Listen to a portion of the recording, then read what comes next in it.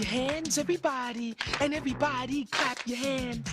We lambda, lambda, lambda, and omega move. And we've come here on stage tonight to do a show for you.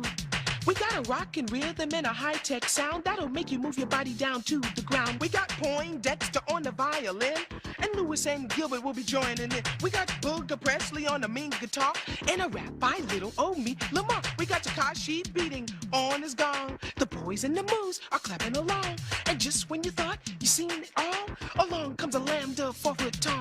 So Worms will come on out here on the floor, so we can work our bodies like never before. Break.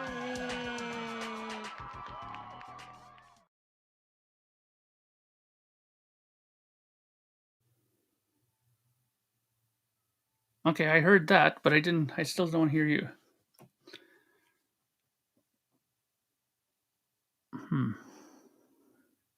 This is very strange. So if I heard that, then my connection to you is okay, but you're not connected somehow. Hello, Patrick. I'm not Steve, I'm Mark, actually. Boot Trader. By the way, Boot Trader, or can you guys hear Patrick, or is it just me who can't hear him?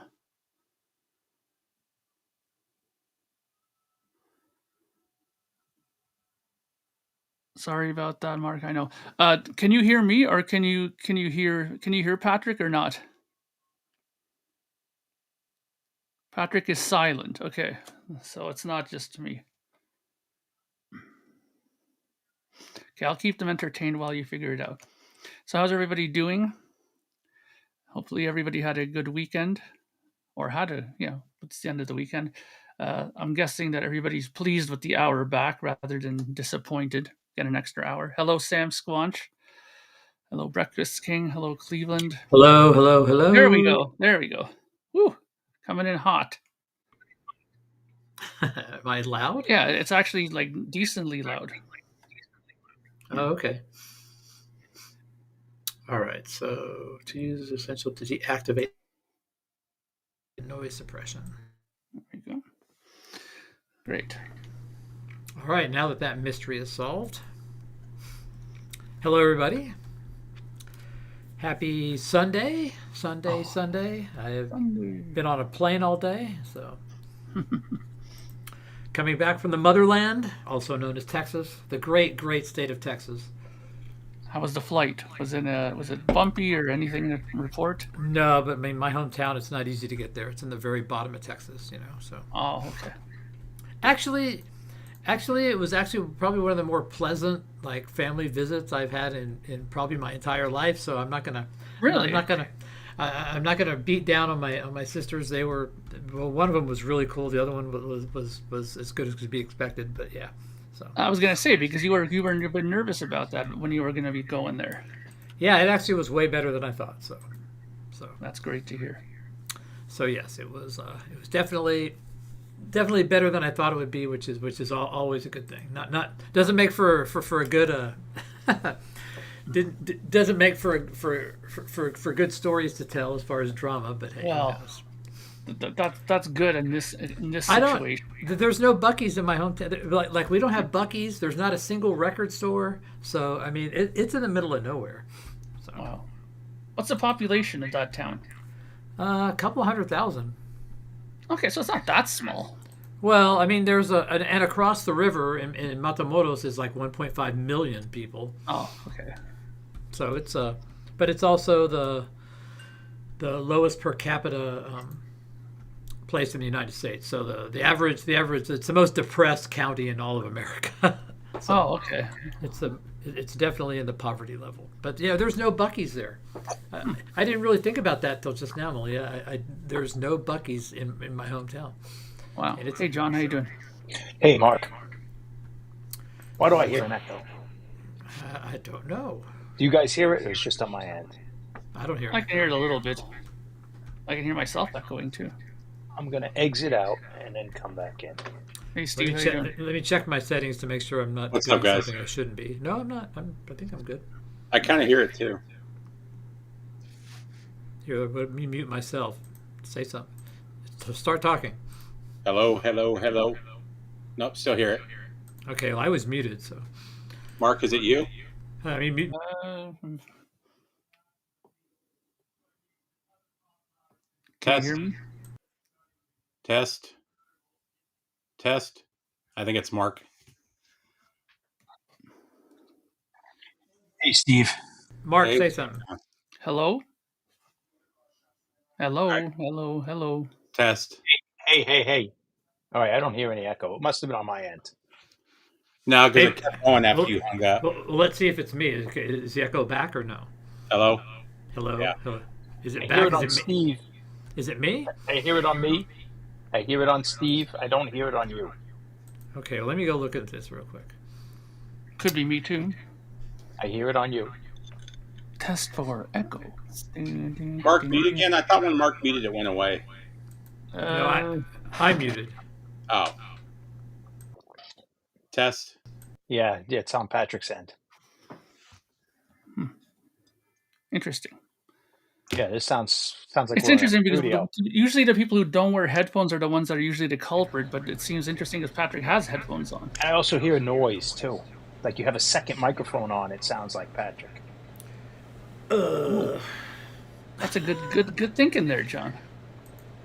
All right, let me go I see definitely hear what's like happening. a high noise. Like you have. Or Something, maybe he has some octave speakers going on in there that's too. something boosted that's picking up the noise. And Hang on. Oh, yeah, 'cause when you mute Patrick, it's like dead quiet in here, no echo, and we sound like we're in a studio. There's no noise whatsoever. What happened here? okay, we can still hear Sorry. you. All right, so Nothing am I wrong. still echoing? Am I still echoing? Well, it's not you echoing, it's us that echoes. Is anybody else echoing? Yeah. Yes, we're echoing. When All right, I just got rid of this. So something's doubled on your end. So that's Yes. not it. Travis Yeah, is the saying channel. he hurts, Do you have but hurts YouTube buzz. open still? No. Welcome to the show. It's definitely a hum. This is what we do here. So yeah. I don't know. So I did have to reboot my machine before when I came home. So Da, da, da. how about now? Start Still has a talking. hum. There's a whole. Yeah, it's still there. Okay. It's worse than Bobby Guess. Like That's sad. the hum he brings. Okay, interesting. When Turn that I off. came on earlier, It's white noise is what it is. all I right. had So getting Patrick rolling there. anything now? Is it still bad? Still the same. Shit. Okay, let's get rid of this then.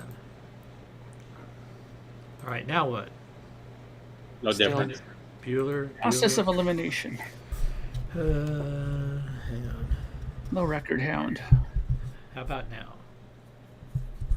Still, So that can you do you have a microphone built in your computer? No, I don't. Okay, I was just wondering if you switch mics. But I do have another microphone. Let's try that. We'll try the old microphone that everyone complained about.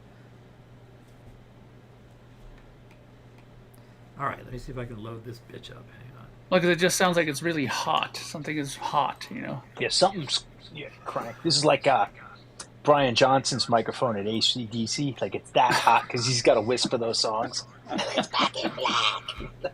Okay, so Like he's doing that fake falsetto, Yeah. like right here in this throat he's singing from. welcome Like a tonight. So, whisper.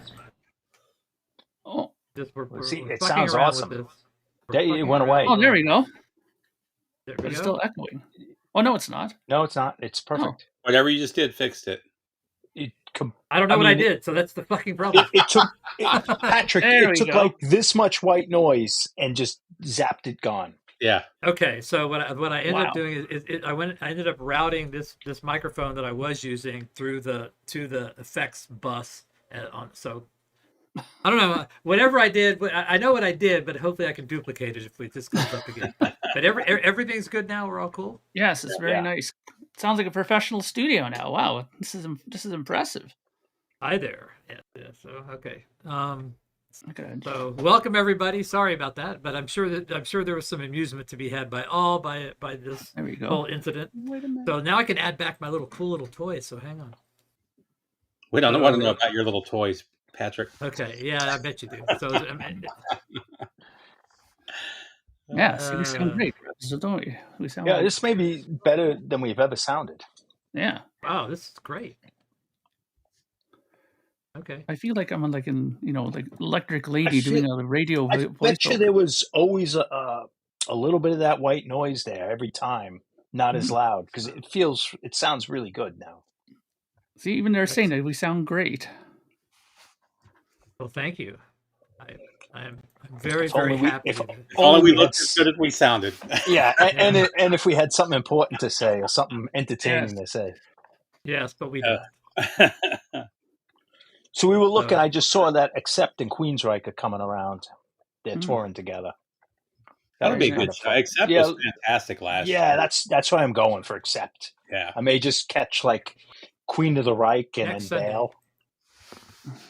And I want to say, oh man, I want to say, what's the singer's name? I hear the echo. Tornillo. Echo's back again? Nope. Yeah, I hear it when I talk. Oh, that's you. I don't hear it. You sound fine. Interesting. Blame Steve. There you go. Tornillo, I want to say he's like 72 too. Mm-hmm. You see that His old? voice was fantastic. Yeah, he was great. He kind of is like a construction worker version of Bon Scott, like visually and the way like. He's an electrician version of Bon. And I don't remember any stories about him like abusing himself like a lot of the other guys did. So maybe he just took care of himself so his voice held up. Oh, there's an interesting question here. Somebody asked: is there supposed to be music playing? No, wait. There's nothing. We don't hear anything. It should be playing now. Can you hear it? No. Nope. No. Uh-oh. Okay. Uh-oh. Maybe that's why it's so nice and quiet. We're adding another variable into this. Now the music's gonna fuck everything up.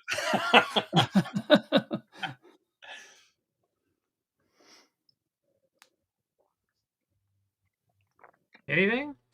Nope. It's gonna blast our head off when it comes in. Yeah. All right. Stop. Add audio input aux 1. Okay. See what happens when you miss one day. I know it's like, man, it's not that I had to The gremlins go in and change all the settings. All right, aux 1, that's it. Apply. This is so great. The nice, quiet background, no noise is fantastic. Well, right now we'd be listening to Molly Tuttle. Masterpiece. Can y'all hear that? Presents. No. No? Do you? No. Are you hearing? I hear it. Yeah, I hear it. What do you hear it from? I hear it from my player. So. But it is not broadcasting. All right, hang on. Now I think I got it. Hold on. I need to redo something.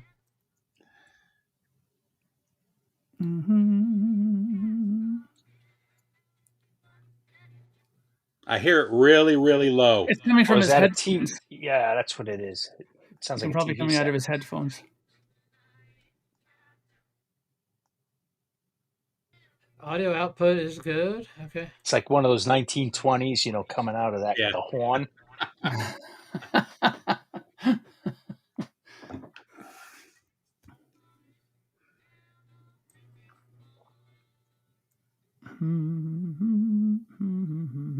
man, I should have tested this out earlier. But 2025. Yeah, but you wouldn't have even known because you hear the music. Yeah, in your I hear the music, and I show it as the stream part. Let's see what this says. Doesn't matter what it says. We're not getting it.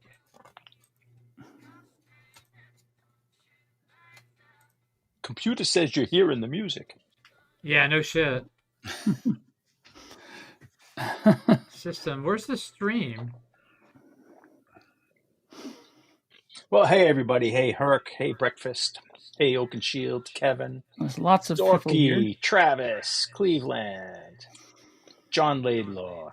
The music tonight is fine. Come on, Malay. We always play some classic music Sam for Squatch. Who else we got? I see Breakfast. I'm starting to repeat. Andy. Mick. Malia. Auxiliary game. I think we're all on repeats now. Music. Fly. Okay. So any more yard activity there, John, today? No, I did it last night after work. Oh, okay. I was into the dark. Did you guys get any kids for Halloween? I got 2 groups of kids the whole night. We got very little, Steve. I don't know what it was. I figured it was a Friday night, and it was good. You know, it was cold, and it wasn't real cold, but it was windy. But it was a Friday night. It was decent enough for Halloween. I don't know if they all went to different neighborhoods or they had. Well, I know why it happened here, because everybody was running back for the Jays game here. So everybody, the parents were dragging their kids like, okay, next house. You know, they were. Like, I literally had 2 groups of kids come through. That was it, man. Bought a bunch of candy, and it's still all in the fucking bucket. Hey, Pat. Man. Yeah, I wonder. Like, also our neighborhood, the kids were all high school kid, like. We're kind of aged out, like you know how like you go through phases, and like when we used to get people that came into our neighborhood, college, and the parents move out, then a new group of kids move in with like toddlers and even the young kids in the neighborhood didn't come through. Well, and somebody mentioned the trunk or treats. Yeah, the high school up the road had a trunk or treat like on Thursday, so maybe that's what it was. People just took their kids there. What the hell is a trunk or treat? Where around the high school parking lot, there's just people with their cars backed in, and the kids just go from car to car, and they have candy and whatever to them. Gotcha. And they do that, and sometimes in the downtown areas they do that for the stores, like tailgate Halloween. So if you guys hear anything, let me know. We will. It really is. It's not terrible, Malaya. The echo did come back again. But the noise isn't back. The noise isn't back, but the echo is. Yeah, the noise is gone, but the echo. And the echo's slight enough so he I wonder if the echo's coming from his headphones. All right. Maybe. It's possible. He got those things cranked. Is he one of those people that wear the headphones that you could just hear from 6 feet away? Yeah, when you're on the beside him, you can hear everything. I'll show some records. I actually bought some records for the first time. I can hear you, right? 3 weeks. Yeah, I know. But I wasn't talking to you. I'll make you big. Let's see. Not working. So I did a little bit of Howlin' Wolf. Oh, awesome. They just started doing, Analog Productions just started doing the Is that in true mono? Is that in mono? Or is it's from the original tapes. It's Analog Productions that did it. Yeah, see, my reissue, which was from the tapes, is the processed stereo. But I was doing research because I was going to send Patrick some Howlin' Wolf, and basically the original pressings were mono, but from like 1960 on, they were all the reprocessed stereo. But they sound awesome. It sounds very fantastic. Whatever. I didn't pay that close attention to it because I'm listening to the speakers. Yeah, but it sounds great. I was doing research, and I guess until the chess box set came out, on the Steve then it was mono again. But I put on it's the same tapes. I might even have that one, but like they're the 80s pressings from France, and it's slightly a little reverb on some of the instruments on like the left side, but it sounds monster. It sounds so good, and it sounds fantastic. I mean, like I said. These were just done. This is it's the Chess 70th anniversary pressings. Can you hear that? I got that one, and I've already listened to this 3 or 4 times. And then I also got this one's not even opened yet, the Best of Muddy Waters. Yeah, I need that on LP. I used to have it. I have that on CD. The Chess 75s I paid $39 for and them. That is misnomered. That's called the Best of Muddy Waters, but that's his first album. Yeah. I mean, I'm not telling you like you didn't know. I hope he does Electric Mud. I want a really nice copy of that. He's doing Etta James next month, and I don't remember what the other one is, but he's going to do 2 records a month. Etta James, now the echo is ridiculous. Whoa. I can really hear myself echo. Well, not anymore. Okay. The echo was even with our voices. Now I picked up a 70s copy of Chirping Crickets. Oh, cool! Love that record. I might have the same copy. An original pressing of Ritual de la Habitual. This is the only one I didn't have an original of. Awesome, nice. And it's got the gold stamp. Yeah, it's a gold stamp. I have the same one. I wonder if they all were that way. It was the CD era. You remember this band, John, The Faith? This is Ian MacKay's brother's band. Oh, yes, I do know them. I was going to say that. It was a post-hardcore band. I don't know the record at all. This is like a '90s comp of everything that they released. Oh, that's all. Yeah, nice. I wouldn't mind hearing that. And then so the Rocktober stuff came out. It's really good. Usually I don't like the Rocktober stuff, but I got a couple. Faces, Early Steps. This is all early demos and stuff. Nice. There we go. The music. Yeah. And then Stooges Funhouse. This is all alternate takes and demos. Okay, must have came from that. You know, I when they released that box set, probably the best of, because that was all on. That's the Distillers. I love this album, and I never see it on vinyl. So let me see the back. Is there a picture of them? No. I know. I don't know if I ever saw them. Who are they? They sound. Did I see them? I can't remember. What kind of band are they? Came out in I want to say it was early 2000s. I can't remember if they got back together. I know they split up. I know the name. I can't remember if that was a band I saw, like back when I used to see all these bands. I can't remember. Can y'all hear this now? Yeah. Yes. Okay. How about the echo? Is the echo? Echo is gone. See. Hey. Gone. Everything good right now? Yes. I'm not going to touch anything. Nothing. Take a picture of it. Write down the I guess they did get back together. I guess they're doing something again. It is weird because I feel like I might have saw them years ago, or at least I remember the names on my brain somehow. Yeah, well, you got to figure it out, Patrick. That's the main thing. The Distillers. I have to see a picture. I have to see what they look like. See if I remember. Hey, Steve, that Faces thing that you just got, did that come out this week? Was that this week's Rocktober release? I don't know. I went into the record store and they were on the wall there, and anytime I see Stooges stuff or the Faces stuff, I grab it. Because I got the Dream Theater ones, I started grabbing those, but I didn't see the Faces one when I went. I got some records I'll show. I'm going to make a video of like some newer stuff, but this is a demo tape, Steve.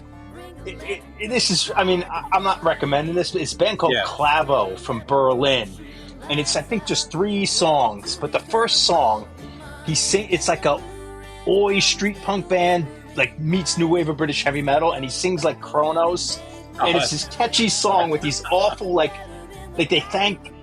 What do they say in it that makes it so good? It says. Oh man, where is it? There's a funny line in here. I'm not gonna find, but something like Thin Lizzy forever, or we love Thin Lizzy, and it's like got these like wimpy leads. And the second song has like they're trying to do a heavy metal riff, but it's like it sounds like Slow Death by the Flamin' Groovies, but I think they accidentally like played that. But the opening track by 𝐏𝐫𝐲, Familiar Foes, is just so good. Like good in a bad way. Like it sounds like a new wave of British heavy metal song, like primitive cassette, and the guitar stops and the thin lead comes in. Do a video playing a clip of it. Yeah, you're overdue for a video, John. I did one. He just did. Oh, did you? Okay, I gotta go check it out.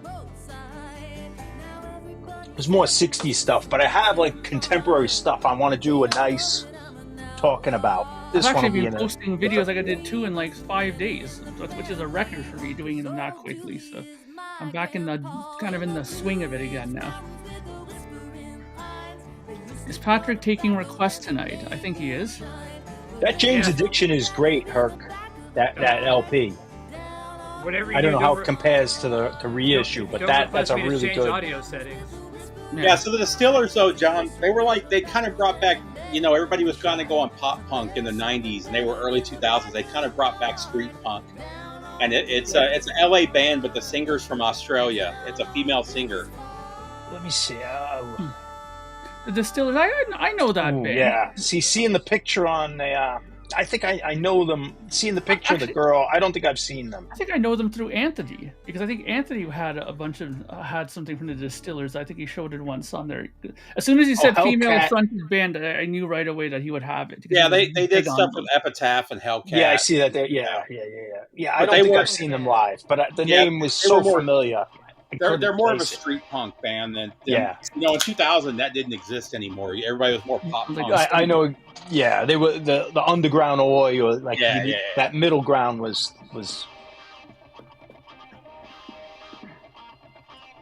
Jonesy. I remember a lot of ads though. The new sound of punk is the old sound of punk type of stuff, What's old is new again. Yeah. Actually, I think I might Brody Bell, that's what her name was. Or is. Steve, are you big on collecting like box set stuff or no? I've sold most of my box sets because I never pulled them out and listened to them. I've kept all the Bowie box sets. I've got a couple of the blacks, like the Live Evil in that Paranoid box set I kept.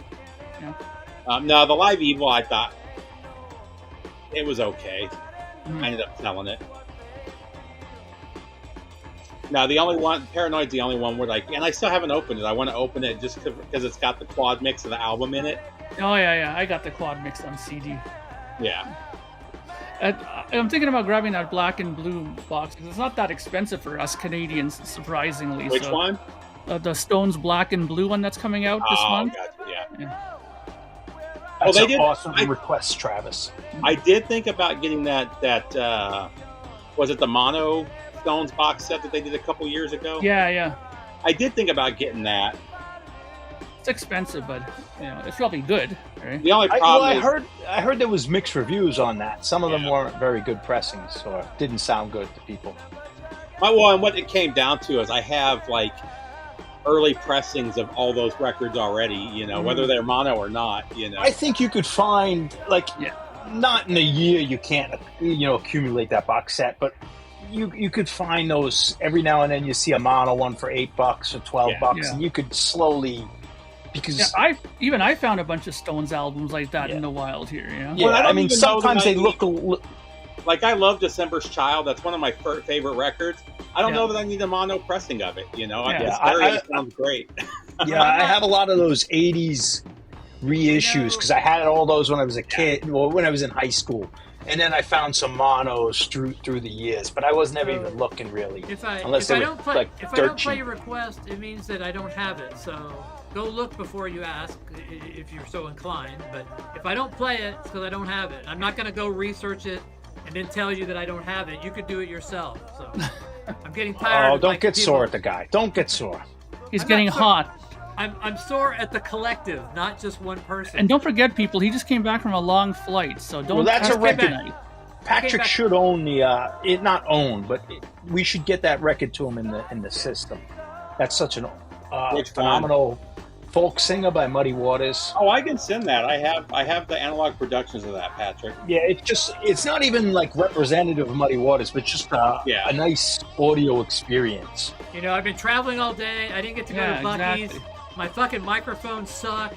I couldn't play any music. It sounds awesome now. So, what'd you end up buying, Patrick? Huh? What'd you end up buying? I didn't buy any. There's no record stores in my hometown. Oh, I thought, didn't you meet up with somebody? No, I went to it was my mom's birthday party, and so. But I thought you posted a video the other day that you met up with somebody in Texas. No. Well, that's an old video, I think. I may be an old one that just popped up. That Texas guy, the Safe and Sound one? I did get one record. I'll show it here in a little bit if I got it. It's over there. But I did get one record that I pulled from this girl's house after the party on the way back to the beach. An old friend of mine, her brother used to have a bar, and so he had a bunch of beat up 12-inch singles, but I did pull one record out of there. So you scooped it from his collection there, kind of in the coat there, and took off. Well, you probably passed over those $600 like dance club electronic 12-inch singles that we don't know anything about. Probably, but they were beat to shit. Shit. Man, some of those new the new like 80s or the synthwave album. Some of those from like last year, like $500, $600, $700. Yeah, crazy. I found a couple that just like 80s electronics. I grabbed it because it was cheap, Yeah. I think I sold one for like $80 online because they're like they do cassettes too. They'll press like 100 of them, or 200 of them. I like some of that stuff. So it reminds me of the 80s soundtrack and stuff. So this was weird because this was the only thing that was even remotely close to rock in that stack. Speaking of English, oh, you got that? It was Trial by Fire live. I was like, "Oh, what is this doing here, Melinda?" I was like, "Going, what? You didn't play this at the beach club back in the day?" You gave me that exact album, Patrick. Since I've been gone on that, what is on that? It's live. I think I have that. Liar, Queen in Love. It's got it's all off Trilogy in this album, pretty much. Yeah. I think. Yeah. Black Star, it's Spanish good. Capital Magic. Yeah. It's only half of the full concert though. If you got the CD version of it or a cassette, it's like double the length of that. But on vinyl, it's just enough what you can fit on a vinyl, right? So. Yeah. But they had to, of course, put the 9-minute guitar solo from 𝐭𝐫𝐬𝐬. There you go. Yes, it's always been in the description. Yes. Hey Patrick, play "Slave to the Grind." Travis, don't apologize. Come on. You don't have to apologize. I'm not expecting an apology. So that's not what I was after. It was an educational moment. Travis, I don't look. I just sometimes I see something, but I've even seen Patrick do it to himself a couple times. Yeah, I have done it to myself. Hey, I want to hear something. Oh, I don't have it. It happens.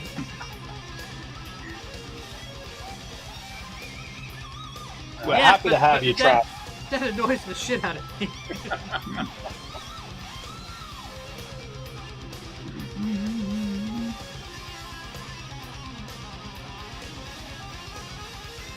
But yeah, that's the only record I was able to pull out of it. So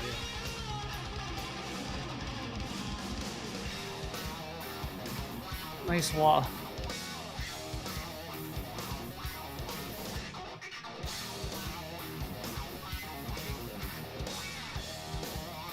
Yeah, I was all in on this album when it came out. 𝐭𝐫𝐬's a funny one. I'll listen to his album and I'll really enjoy it. I'll love it.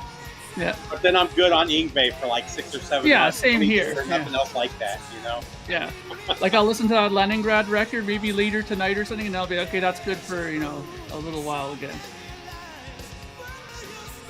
Like he's one every once in a while. I'm flipping through. I was like, oh yeah, that sounds good. Yeah. Oh yeah. But once I got that fixed, I'm good. It's mainly the early stuff, like Marching Out and Trilogy. Those records I like. I didn't like so much of the other ones like Fire and Ice and those. I don't even mind those. I actually, even though his attitude is worse, I prefer listening to him over Satriani or Vi.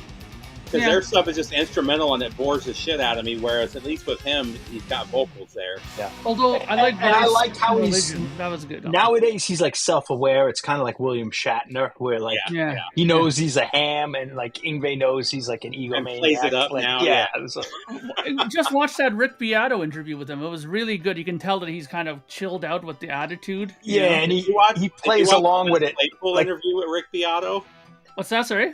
Did you see the Les Claypool interview with Beato? Oh yeah. Holy shit! That guy's amazing. I've been a fan of his since his first record came out.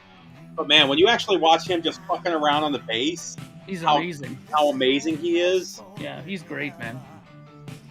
I like when he talks about like auditioning for Metallica, and there's like video I think of it somewhere. Oh yeah, it's in A Year and a Half in the Life of. Is it as good as the Hulk Hogan auditioning for Metallica? I mean, he could actually play. He just didn't look the part, Yeah. People forget he was in a thrash band before he was in Primus, Well, yeah. He can play thrash. He's got that fisherman look, He didn't have the look for Metallica. That song is great though, John the Fisherman. What an amazing bass line that stuff is, But like he was talking about DMV, he never plays it live because it's the hardest song he's ever played or he's ever written. And he's like, it goes something like this, and he plays it perfectly, Yeah, he's great, man. He's like one of my top 5 bassists. I mean, obviously Geddy, Chris Squire, him for sure. Like a great bass player, man. That guy, I absolutely love his bass play. Mine's Pete Way. Pete Way. I just love that he wears the bass low. That's more important to me. plays 3 chords and that's he could lay on his back and play. Oh, Pete Way is the man. The musicians love you, idol. though, John. Musicians love you, like people like you who don't expect much, and then I like the whole show, the perform. I mean, I do respect musicianship. I ham it up, but man, Pete Way was just cool. Like I want to be. I like seeing people I want to hang out with them, or I want to be them. My favorites though for bass metal on the metal side though, Dean and Lemmy don't get enough credit for how good of bass players they actually were. Gene, a lot of his bass lines were more technical than the guitar lines. It was Gene is way more underrated, it'll be technical, but it was always tasty and a very like a Beatles-esque. Yeah. You got simple songs, and he'll underline it with things that get lost because you're listening to a catchy chorus or a verse with double entendres, so you miss what he's doing under there. But all you need to listen to know is that listen to the early versions of Rock and Roll Night. There's one version that's really basic on bass, and then the one that they used on record, he has this really great walking bass line on. Do do do do do do do. When you watch him live, though, I mean, he's up and down the bass. Oh, yeah. And there's not a lot of bassists in metal that are like that, you know. No. And I think, I'm going on a side tangent, but Geezer Butler's perfect example. But the unplugged Kiss is where that might have been where I realized how great Gene was. Yeah. You know, and I think he's the best musician of Kiss. And it may be not counting like the Bruce Kulicks. When we were younger listening to Kiss, we were also listening on shitty radio or stereo. Yeah, but you're listening to the obvious stuff, the Ace solo that you can hum along to, the chorus, the catchy verses. I'm a dancer, romancer, Capricorn, and she's a kid. It's so funny. I was on Instagram the other day at work, and there's this female stand-up bass player, and she's trying to bring stand-up bass back to metal. She's in a metal band. It's so fucking bad. It just, I don't know why people try to bring the stand-up bass to metal. It just doesn't work. No, it doesn't, because you can't do anything with it. It's just too big and cumbersome. Well, she's trying to slap it like rockabilly or psychobilly. Yeah, that doesn't work with metal. No, it only works for certain styles. Yeah, you'd be better off bowing it and putting through a pedal or something. Yeah, you could like make some Apocalyptica and stuff. What they do, I don't know if they do. I don't know. I'm just thinking out, but you could make some almost synth sounds, like, but low. And there are bands, so Apocalyptica, but they use electric basses. They're stand-up, and they run it through effects. And there's a female, like, I think she's Asian, a violin player that plays metal. Again, she's using an electric violin, and she's running it through an amp. Patrick, I got a request after. So yeah. Can I request something, Patrick? Can you play Racer X, Heart of a Lion, off of Second Heat? You're muted, I can hear you. The upright bass it's an acoustic instrument. You need to hear like the wood and the sound of it. It only works with, heavy metal is an electric. You don't want to hear any acoustics in there except if it's like an intro or something. Yeah.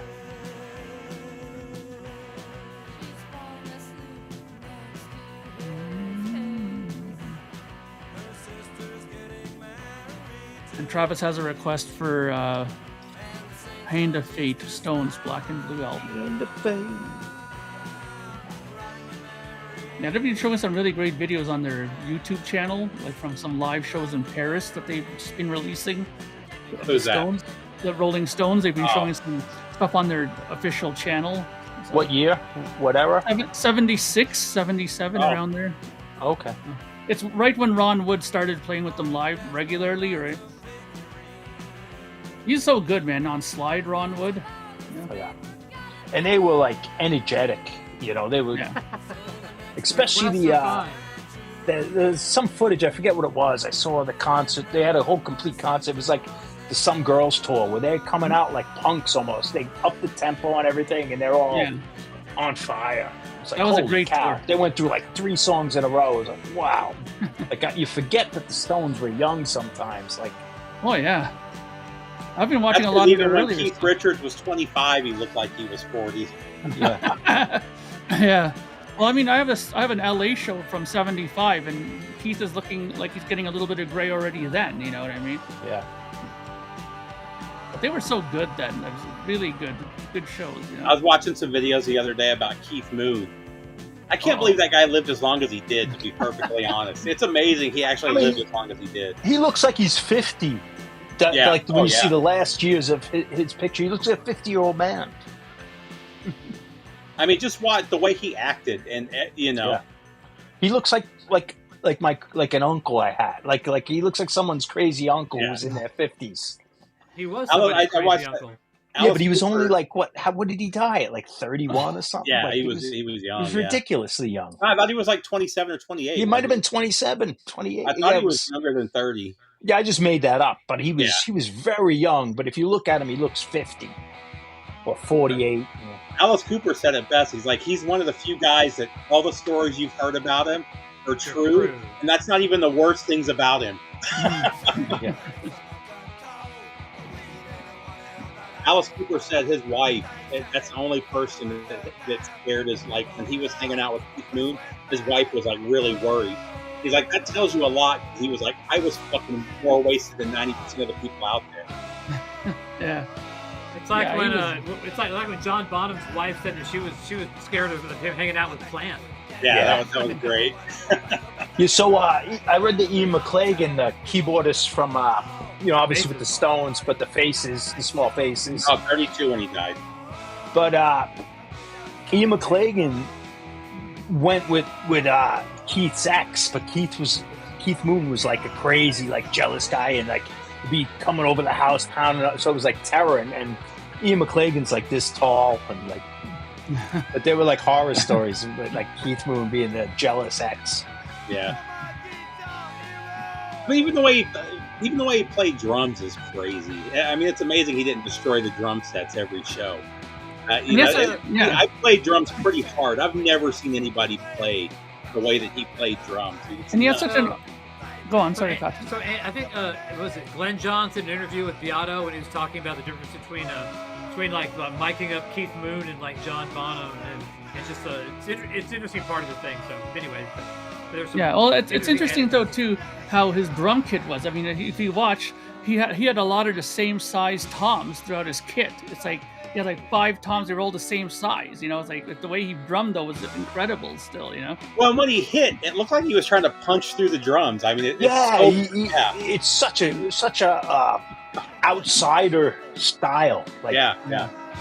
And he plays over the vocals instead of like straight, and then the fills after the vocals. He plays over the vocal. Like it's unbelievable. It's like backwards sometimes. But he played with a click live after like Quadrophenia, right? Is that when he started doing that? Oh, he was confident. He certainly had his timing down. He wasn't like I mean, he was loose, but he wasn't that he couldn't play. Like, so even though he was doing all that, he had to keep the time because he was playing to a click, right? So, but you couldn't do all that if you weren't a good. You didn't have that rhythm in your head. Yeah. Oh yeah, he was very confident drummer. Yeah. Well, not just that, you would have had to, because everybody else in that band were great musicians. They would have fucking got rid of him a long time ago. Oh yeah. You know what I mean? Oh yeah, and whistles. He had to be good for them to put up with the amount of shit that he put him through. Yeah. And then there was that really... There was that really odd time. I don't know if you remember this, Steve, that he got rid of the hi-hat from his kit and just used the ride on this side. He didn't even have a pair of hi-hats for a little while. You know, it's like he was so against the grain sometimes with his drumming. You know. I love the new hi-hats. Have you seen that? Now they've got the hi-hats where you can locate them anywhere. Man, yeah. I wish I had that when I was playing drums. I hated having to do reaching this. Over. Yeah. I hated it, you know? Yeah.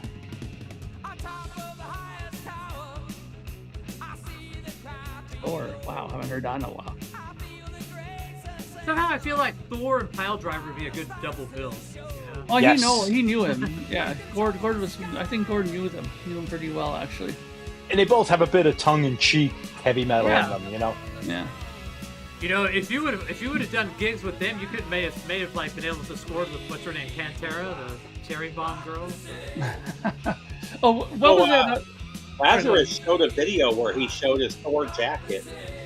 He's got that jacket with the big Thor on the back that was signed, and I guess Thor saw the video and contacted him to talk to him about it.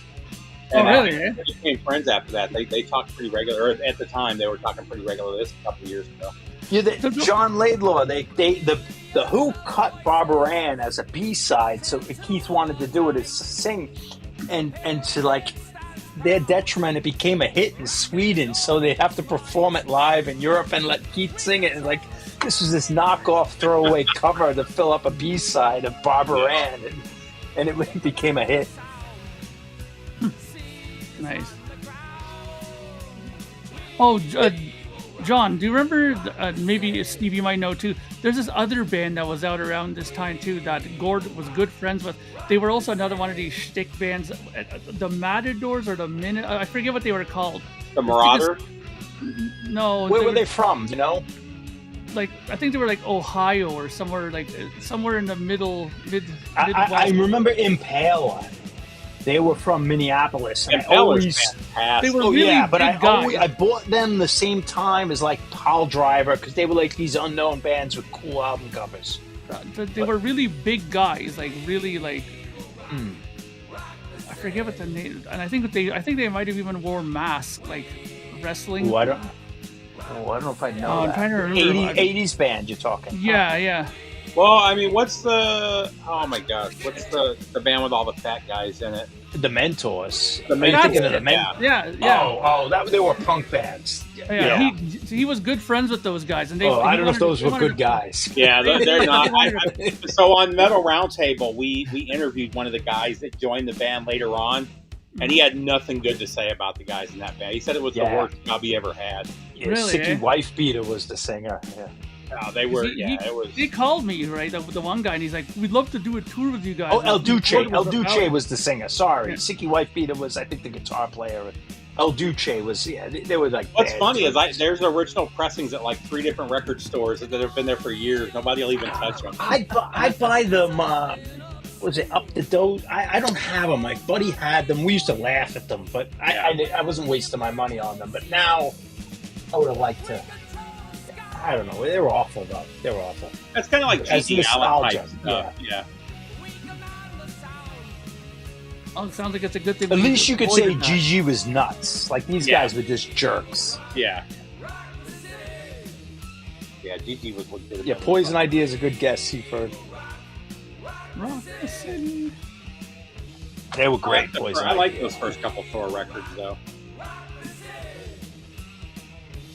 I bought this in the 80s. I had this. I saw him on TV as a kid. He was on like we had like a knockoff MTV channel. We didn't have MTV, but like on the UHF station they had a knockoff MTV, and he came on locally, and it was probably 83, 84. I was 12 or 13. I didn't get the record till probably a decade later, but I remember in like 85 at the record store, the big poster of him with the dogs. That poster stuck in my head, from the first. I didn't get the Dogs record till only while I was in the VC, probably. Yeah. Oh no, I didn't get it until I think John got me copies. Yeah. Of the first two. I mean, I had heard them in the 90s. I didn't. Yeah, I never heard that 70s record. Although my good friend Bob and his friends, they were more into like surf and like 60s garage, but they loved that first album. They never heard the metal stuff. They were like fanatics of that first album. I was like, this is another band. I don't know why they never got big. I don't know either. They were on the cusp. They were there. I kind of feel like they were kind of like in the same area as UFOs. They just never got that big here in the U.S. They were like Anvil, but they were solid second tier in 83 and 84. I would say they were much better lyrics than Anvil. Yeah, but they were on the metal shows. They were in the mags, and then by 85, I think everyone forgot about them. But well, then MTV hit. They weren't really the. Leonard Hayes was not. The most. They made. Well, made by fun the of time him. MTV was playing hard rock, I think they were already done at that point. But I mean, they got signed to Geffen, and then they put out that fucking that really polished album, and they kind of They were. They did Midnight at Tokyo, right? Was that YNT? Yeah. Yeah, they were on one of those Billy Graham or one of those Friday Night Rock shows in like 83. I remember seeing it at 12 or 13. Like they did the whole concert live on TV at like 11 o'clock at night. Boot Raider, I bought the 1200 GR and I wish I had bought the G. Hey, Mike.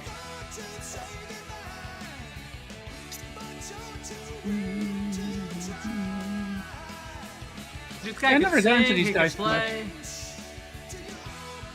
Yeah, Manichetti is very talented. Yeah.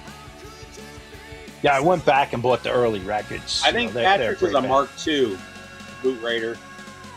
Mine is mine's not a Mark. Mine's mine came out like last year, so it's the. Oh, you bought a new one? Yeah, the black one. Yeah, the black one with no fader, no DJ. Oh, you bought the 1500? The 1300. You know what's funny? Okay. You know what's funny though? You guys are mentioning why these guys didn't make it, but I'll tell you something. in your area, I'm guessing this is different, but in my area, like here, Toronto and all that area, and I don't know, maybe Record Hound can confirm this, but I don't remember ever hearing Y&T with any of my friends. Radio, nothing. I've never heard those guys. I think you're just a couple years younger, because I don't think I heard them in '86. 86 on, I think they were kind of forgotten about. Maybe I'd see the records in the stores. The only reason I knew Y&T was because they had the Cobra record and they had the Cat record, and I thought they were cool record covers. I don't remember. Maybe this song played on the radio, but that was about it. A little bit, but Summertime Girls was the big song for them. That got them on MTV, and they had a video, and it was polished. They were definitely in the smaller articles in Circus and Hit Parade, but only in 83, 84. After that, by the time Motley Crue and the better bands came out. They're from San Francisco. I wonder if it's a regional thing more. You know what I mean? Boot Raider, I'm personally not a fan of Ortofon. I like the ATs. I'm using the AT760, which is about the same price range. Actually, I think the black is maybe like $50 more. Well, this sounds good, whatever this is.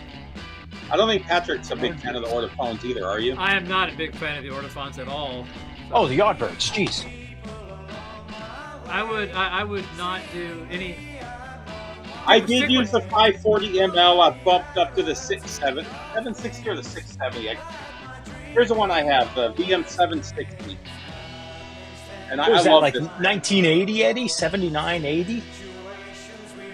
That had to be early, right? When they were yesterday and today? Sorry. No, it was 70, like 76 and 77. It was the first two records. The first two records were yesterday and today.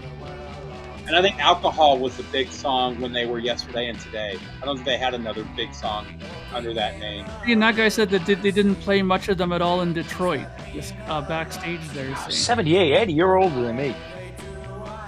I mean, I knew you were. That's early. They played a show in my hometown called Valley Jam, I think it was called, and they were one of the bands on there, like one of the headliners. Them and Bugs Henderson is how I knew of both of them. They played there. They were on that show. And it was not a big festival at all, but yeah, like yesterday today was like the big band, so that was like they're revered there because they played there. Some people like the Ortofons. I've just never been a fan of them.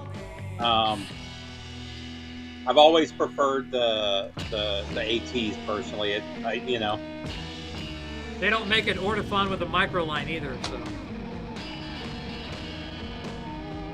Microline or bust for me, and those black with the Shibata, man, I don't like those at all. I don't like those fucking Ortofon black. Yeah, the Shibata is like a really rounded, and it's a really old style needle. That's been around since the 70s, hasn't it? I don't know why they started reintroducing those. It was like when they started recycling them, it was like a buzzword, Shibata. I'm like, oh man, they moved on from that technology when they got rid of quad. So Eddie, so to cut you off, Eddie, so even though you were born in '67, you're older than me, but you saw Y&T when you were 11 or 12 years old. That's pretty crazy. Yeah. They weren't. It's not like going to, like I don't know, seeing a big band. I think the Valley Jam was like maybe 80, 79, 80. But I mean, I don't know if I saw anyone when I was 11. I never saw any. I saw Rush at 11. The only reason I saw Eric Clapton so young is because he came to the military base in Germany where we were stationed in a pre-show. And that's still the funniest experience of my life because I was like 9 years old. And all I remember is everybody singing along to Cocaine. And I just remember thinking, these guys are all in the military. Yeah. But I didn't realize that drugs hadn't been outlawed in the military yet, so... Yeah, you just couldn't have them. You could do them. You couldn't get caught. My dad, and I don't remember it. My dad talks about us being at parties and guys were all getting high. I don't remember it, but it was happening. But it was like, it was late 80s when they started drug testing. Was the Valley Jam in 78? Was I 17?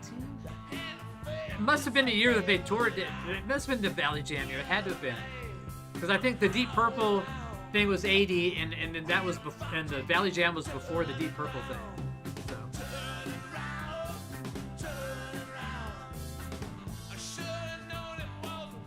Welcome, Bill. Swift-O-Matic. Captain Swift. Actually, I guess I was 10 when I saw Clapton. Yeah. Yeah, that was a big thing for me, man. Going to see Rush at 11. I mean, it was my first show. That's Hearing Pyro for the first I time. Remember. Unbelievable, you know. And we didn't have a lot of money either, so I didn't go to many shows. I saw that my next show was probably when I was like 14 or 15 at the fair, and it was the Beach Boys, and it was just because you paid to get in the fair and the concert was free, you know. Yeah. That was a good show though. It was fun. Yeah, I'm sure those guys are probably great live. I mean, even touring so long, you know. And then my first metal show was '87. That was White Cross, and I've told this story. They were playing at a pizza place, and you paid $7 and you got all you could eat pizza, and got to watch the White Cross show. Nice. Yeah, that's a deal. There you go. I saw a couple of bands at the roller rink. I think it was that band Tekashi, if you remember that band. Yeah. Tekashi Yeah, was. Yeah, there were a couple like local New York. There was a hair band called Monroe.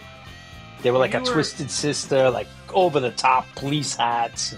When you were at that pizza joint watching White Cross, did a drunk Canadian walk in there and drop his pants and demand pizza? So was there a? He's referring to me and my incident. Yeah, I don't think we're in Phoenix. Mark's not allowed at a couple of pizza joints in Toronto. So yeah. That'd be cool. I'd have loved to see Shock Paris early on. Oh yeah, Shock Paris, yeah. That first album that they did was fantastic. Well, the Hannah MLs are micro-lines. Said the Hannahs are really nice. I was talking to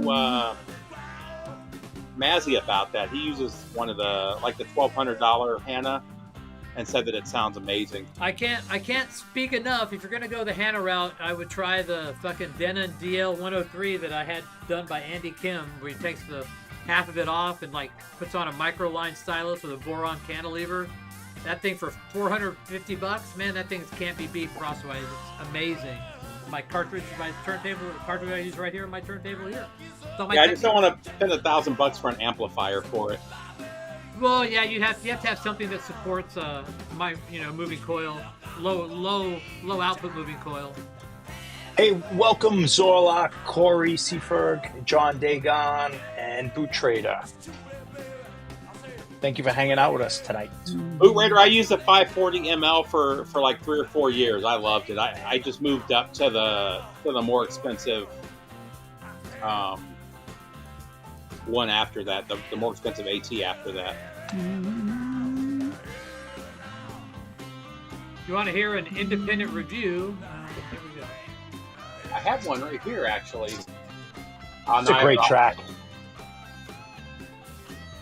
Here you go. So there's a review of the DL103 I'm talking about. It should be posting here in a minute, hopefully. Somebody else on here bought it and said it was blown away by it, too. My 540 is right here somewhere. I was just using it the other day.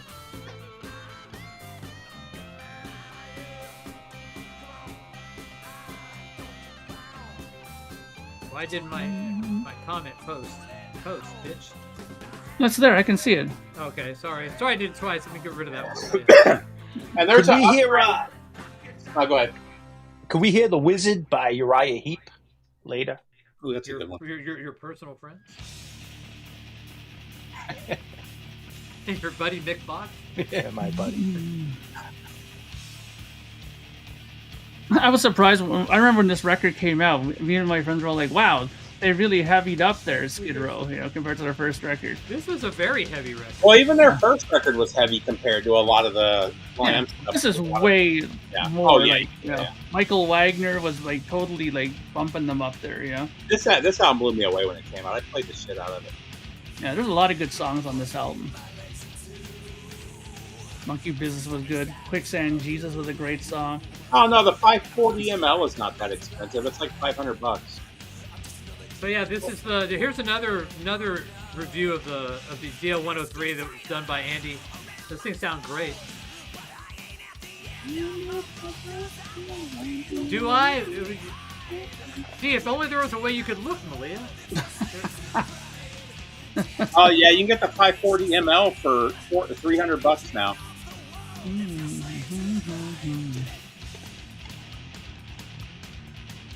The only thing I do have by Heatwave is what's it called? Boogie Nights.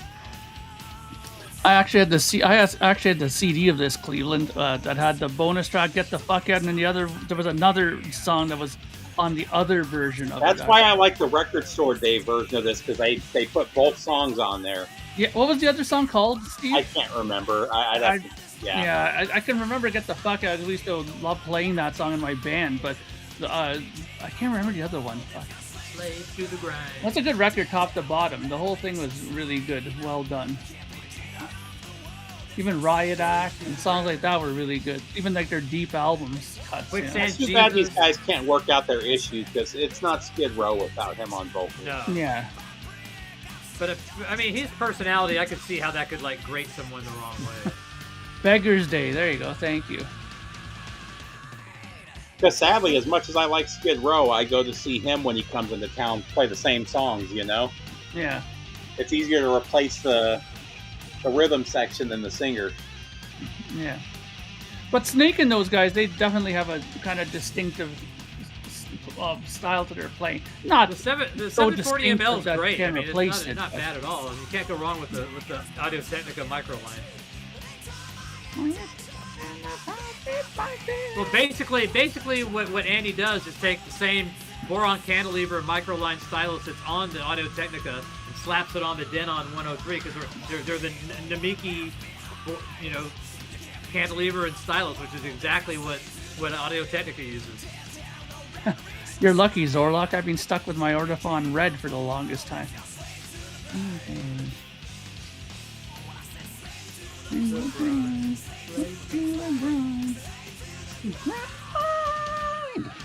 Yeah, try that 540 ml, Zorlok. It's a good way to kind of like get your feet wet. It's a little more expensive than Ordophon Blue, and it's like a whole nother dimension. It's so much better. Yeah, you can get your feet wet with the whole microline thing, and then you can like go on. Like I said, the 540 it's $2.99 on Amazon. And you can actually get that body and slap the newer stylite that comes with the boron cantilever instead of the aluminum one, and the microline stylus. So, yeah.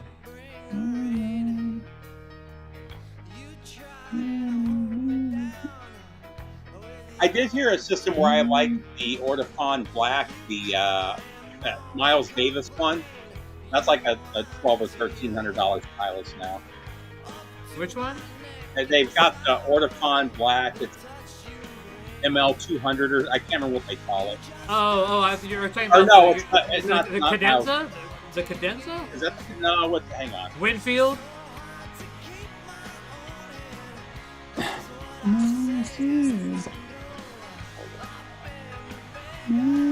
I've had a few of those. The LVB 250. It's like $1,200. It sounds pretty good, but I still think the AT sounds better for a lot less. 14 years of pain. That was the only Ordophon that really I thought sounded good, though. But not $1,200. There's his site right there somewhere, posted right there. There's his site. Well, Patrick, I had no idea you had all those Discharge records. Which ones? Discharge, the punk band. You have like every 7-inch they put out. I didn't. It was somebody else did it. No, I did do that. I did some of them. Yeah, I did quite a few. It must have been from play Protest and Survive. It's off the Hear Nothing, See Nothing album. You didn't forget mine, right, Patrick? No, late. Yeah. Okay. No, I'm not saying too many. Yeah. Yeah, just sometimes he gets bombarded and he forgets sometimes. I just forget yours. Yeah, of course. It's a thing, you know. It's kind of it's kind of a thing, you know. It's a sign of friendship. Yeah, it's one of those things where it's like, oh, I'm gonna, kind of just tease. Like, I'm surprised somebody didn't come in after all that fucking that music that music hum thing. Go, oh, I hear a hum. You know, that would just be like, just as a joke. You know, that's what I would have done it. These albums are so weird. I went back and listened to them recently. I really like them.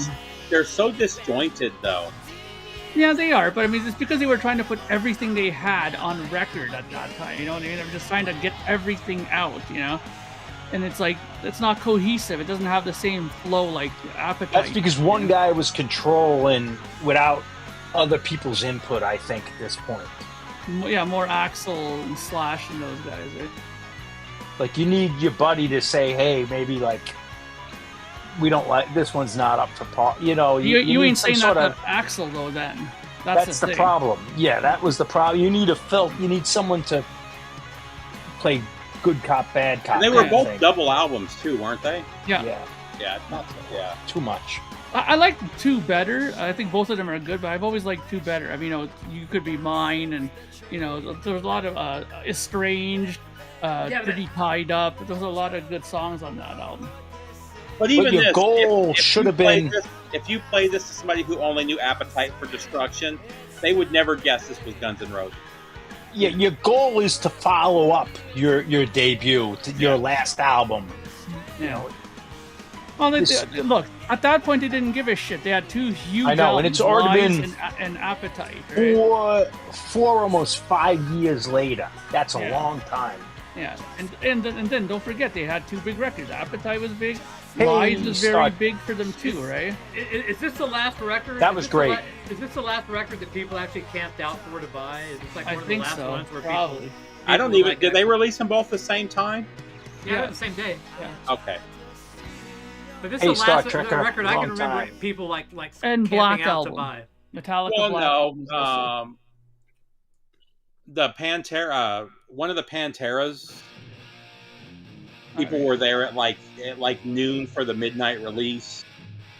Was that Far Beyond Driven? Allison, no, it was the Great Southern Trendkill. Oh, really? Yeah. Wow. We got there like 2 hours before, and we had to wait for almost 2 hours to get in. There were so many people. Alice in Chains too. When Tripod came out, it was a huge release too.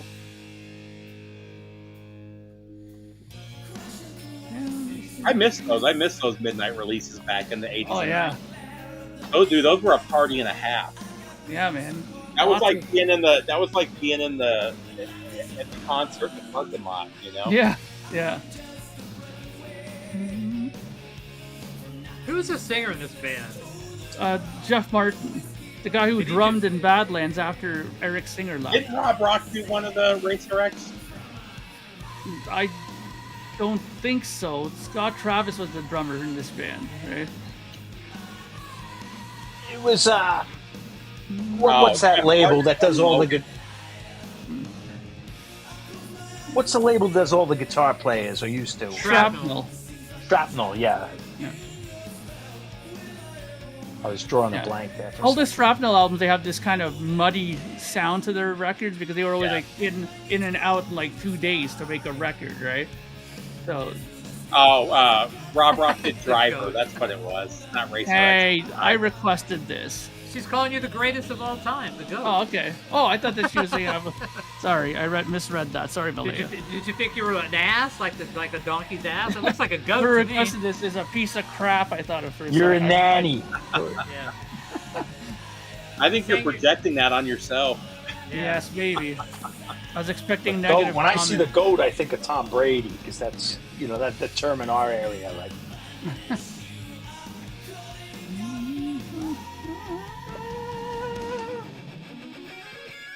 There's a great video with Bruce Boulette doing all the solos from these albums on his. It's Bruce Boyer. Boyer, sorry.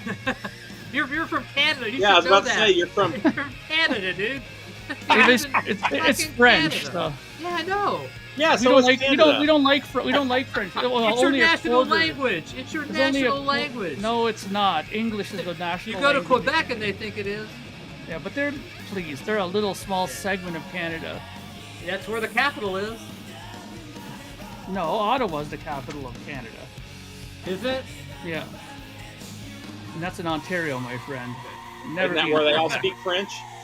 They have to split. They have to speak both. If you work in government, you have to be able to do both languages. So everybody but you could pronounce Bruce Boyer. Is that yes. What you're saying? Corey, what do you say? What does Corey say? Bring up Corey. I've never heard a worse example. What? He's saying it's just a bad pressing. Oh, okay. Because I think Cosmo Factory sounds pretty good on Fantasy. No? I think he's just saying the original. I think the pressing was bad. Oh, okay. Yeah, I've got like a mid-70s pressing of Cosmo that sounds really good. Yeah, mine sounds, not that I listen to it and really judge it, but I remember mine sounding good, and it's definitely like 70s. It may be original, but probably 70s.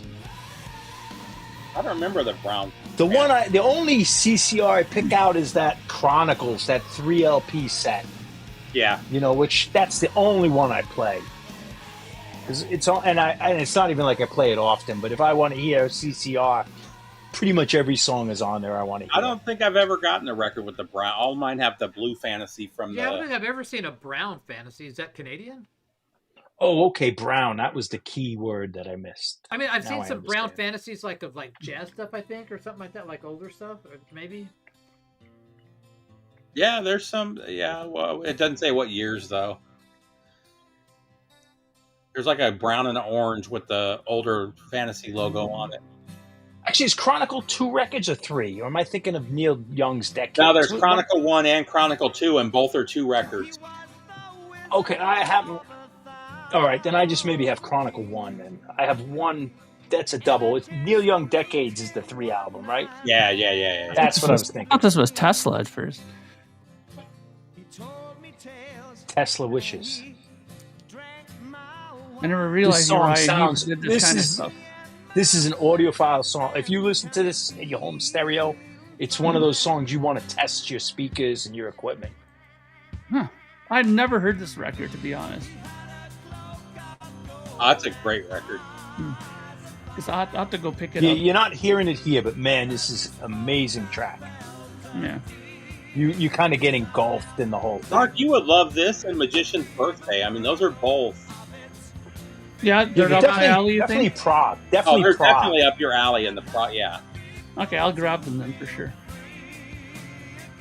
Don't they have like those kind of like album covers, like those kind of they have the Roger Dean album covers. Yeah, those are, yeah.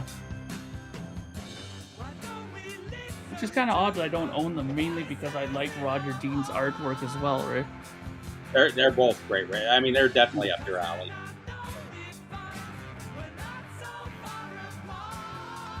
They're on the list for tomorrow. This almost sounds. The vocals on that almost sound Who-like. Yeah, it does.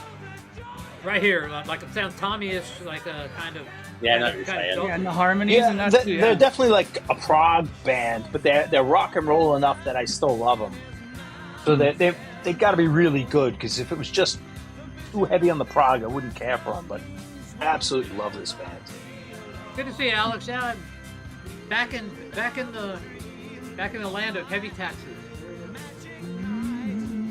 But it's weird though, because I was only gone for a couple of days, but I came into this room and I'm like going, I was in the middle of doing shit, and I can't remember what I was doing. So there's like stuff here, stuff there, and I'm like going, what was I gonna do with this stuff?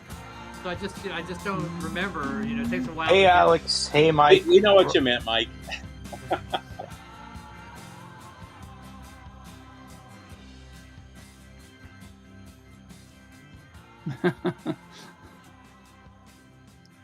They're another band, though. They've had like 70 members in Uriah Heep over the years. Really, eh? Oh, yeah. And they're still and not every album is great. I really enjoy them, but like there's always good stuff. But you got to like pick and choose, and there's peaks and valleys. I think Mick's the only one that's been in the band since '67, He's right? the only guy. Yeah. Oh man. Yeah, but like when they toured last year, Rick Wakeman's son is their keyboard player. Steve, oh, really? I'm gonna force recommend you getting this record. Yeah, I would look for it the other day at the record store. Yeah, you might be able to get it off Discogs for like $17. I was on a tear on this era. After this, it's unnecessary. Yeah. I went on, like, there's a guy, because they got the whole D beat, the whole drum beat that's different, and there's a guy, a punk rocker on YouTube. He goes through and the history of that beat, and he gets it from the original drummer, and he goes, the Buzzcocks used it, and he interviews the guys, he explains it. It's really cool. Look up D beat. It's not now, but like tomorrow. Yeah. It's not that long, but he did 2 videos. He explains the beat, and then he goes and does the history of it. But like every punk crossover band used the beat after. Yeah, I remember watching. Discharge. This is that band you were talking about earlier, John. Yeah. I almost had the feeling that they would have been more punkish. This is, sounds heavier to me. This is punk, but this is the punk that influenced thrash and influenced it sounds way heavier than the punk I'm used to. You know what I mean? That's because there was no punk this heavy at the time. Yeah, clearly, because especially in the UK. This is the band that influenced Anthrax, Metallica, and Slayer. Like, major influences on them. Yeah, I can totally hear that, because it was like when you said punk, I was expecting 1, 2, 3, 4, dude, like that kind of the. And the most ironic thing is the album after this, they went like hair metal, heavy metal, and it bombed. Okay. Like, they went metal, and they were like the guys, the trendsetters. Because that guitar tone is definitely not what I expect from. Yeah, Hetfield name dropped. Without Discharge, I don't know if we would have had thrash metal in 83, 84.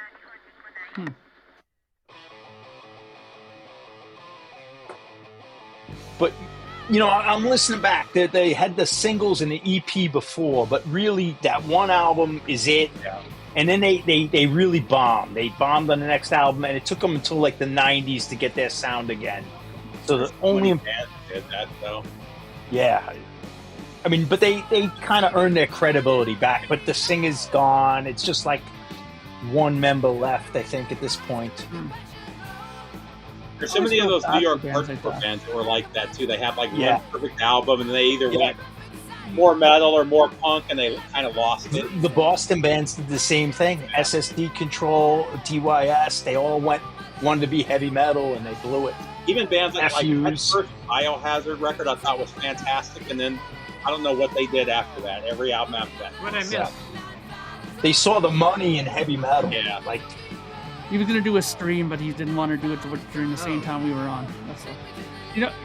It's interesting hearing some of this stuff, though. Like, again, I never would have thought that was. No, I wasn't. I haven't been the sort of punk music that you were talking. But it's really cool.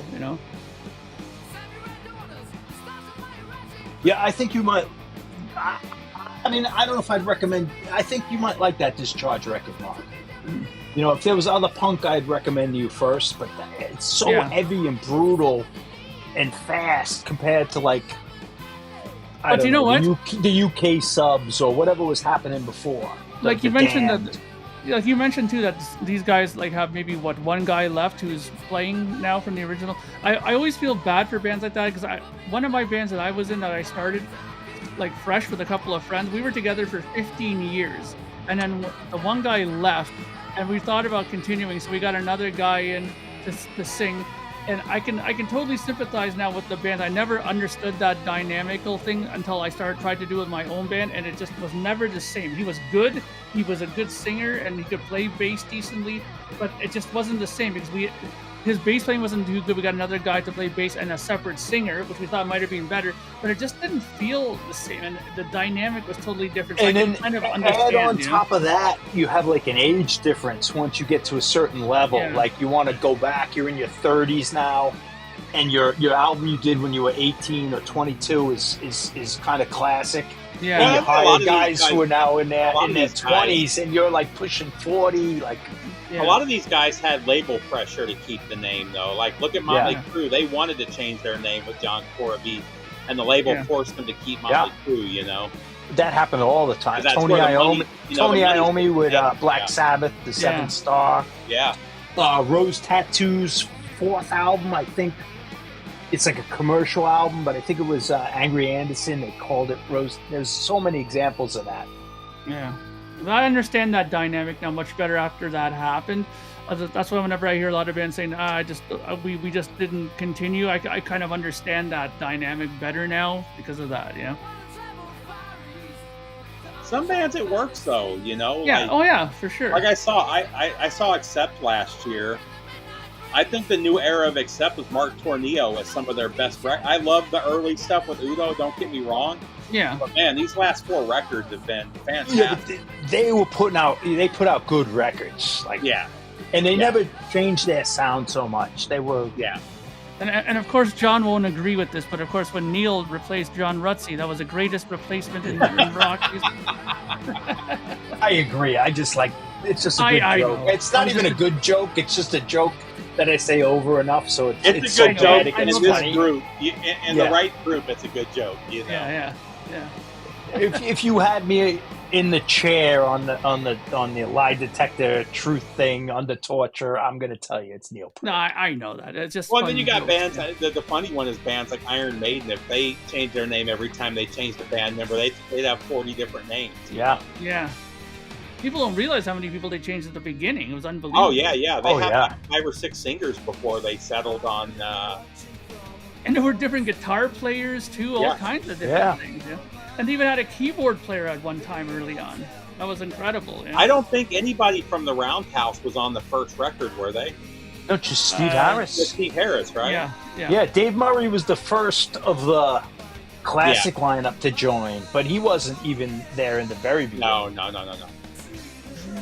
He was at least on the first album. What's cool though is Steve Harris is still friends with those guys. Like, he still hangs out with all those original guys from the band. I like that, and the roadies. It's still a fam. It's still an Iron Maiden fan. Some of them work for some of those guys from the original lineup actually work for the band full time. You know? And like Dennis Stratton is still kind of hangs out. He's cool with them. And Stratton. The only other band like that is 𝐸𝐶.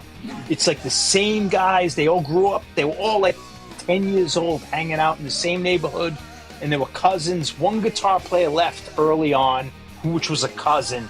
They replaced him, and basically it's the same lineup, the same roadies, all from the same neighborhood, all same kids, and I like that a lot.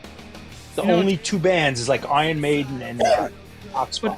What's funny is Dennis Stratton, it took a long time, but just a few years back, he started putting together like a band, and he would start doing like the Maiden stuff from the first album in clubs with this band. It was kind of interesting to watch his performing. I never saw Maiden with that lineup ever. Like I rarely have I seen it, right? So, but it's funny that people still find that that's a good idea to do, but because it's like one guy that people probably might remember, may not in Maiden's history, right? So it's interesting when you see bands like that, you know, going out there. I love all the drama about Mustaine putting "Ride the Lightning" on the new record. I love watching all the comments about it. Even the guy at work was talking, like a younger guy, and he was talking to me about it. It's like, it's a cover that I wrote. The circle is now complete. Something like it. Oh, I love it. I love the whole thing.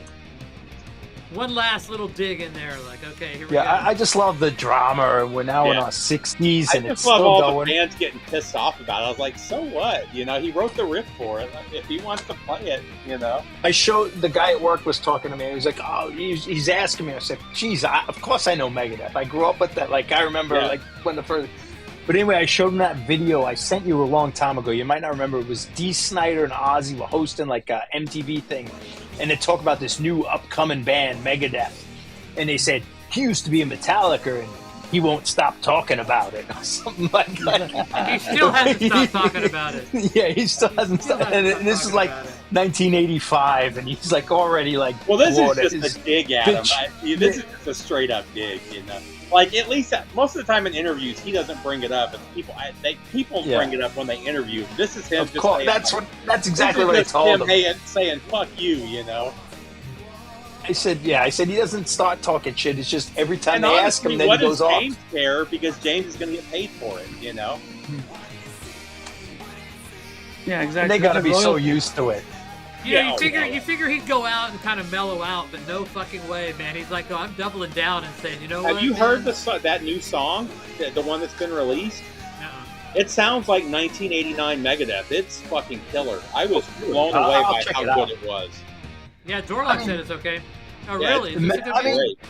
Dave Mustaine, I don't think he realizes how good he is. Like, if he didn't measure himself to Metallica, he's one of the most successful heavy metal guys in the history of heavy metal. Well, I always thought it was funny that he bitched about it because he still gets paid. I bet he gets as much from Metallica at this point as he does from... Because Metallica reissues their shit like once a month, you know? Yeah. He makes money off of all of that. Oh, yeah, like those first 2 records, he gets royalty cuts for sure. Yeah. not just that, every movie that they're in, you know what I mean? He gets all of that, you know? Yeah. Hi-Fi Champ, I played in bands that toured, two different bands that toured a bit. Probably been to 30 states. That was like... we toured like 48 weeks out of the year. Very, very low. Nothing. They were interviewing... I was even lower than you. At least you played originals. We played like 4 sets a night. But I mean, nothing that we were drawing outside of certain cities. And I was reading a great interview with Max Cavalera where they were talking to him. He's like, aren't you upset that you guys never got back together with Sepultura? He's like, what do I care? He's like, I make more from the Sepultura albums that they're making now than they do. Because him and his brother still own all the rights to everything, you know? Oh, that's right. Sepultura is another band heavily influenced off Discharge. Oh, I went on this whole thing. They covered one of their songs. This is awesome. Sepultura had some great covers, man. They covered Celtic Frost. Yeah, I don't know if I heard of them. I just read that when I went on a Discharge kick. So I didn't even know that the song was a Celtic Frost song. I thought it was a Sepultura. Because I didn't get into Celtic Frost until after I got into Sepultura.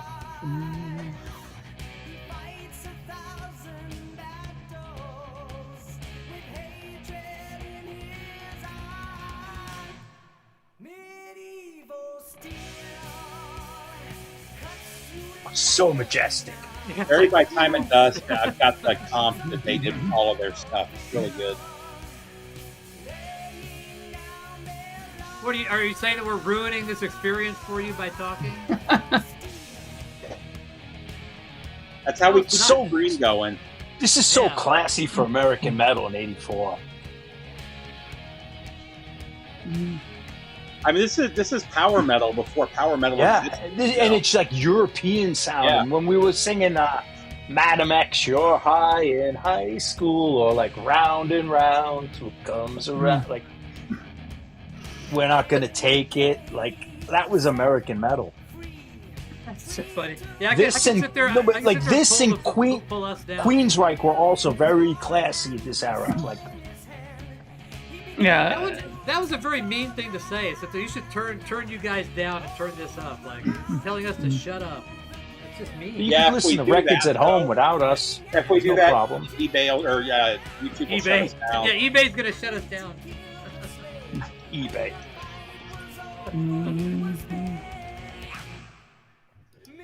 So if you run across this band, Don, it's Witch Hazel. It's a UK band. It's a newer. This is their new album. Okay. I see that shit all the time at the drugstore. These guys are total epic metal. Like the first Sirith Ungol record, the first couple. It says Witch Hazel 5. Is that their 5th album, or is that the? Yeah, this is their 5th record. Okay. But they're all really good, and you can stream them too. Yeah, that's what I'm going to do. Right now, I spent way too much money. And, man. I've been playing. Is that the one? I will stream them tomorrow because I'm. This is just the newest one, so I've been playing it nonstop for the last week. I can't remember if it's I think their 3rd album is my favorite, but man, this one's up there. I will absolutely. I know that you're into that epic, the Sirith Ungol and the. I gave up.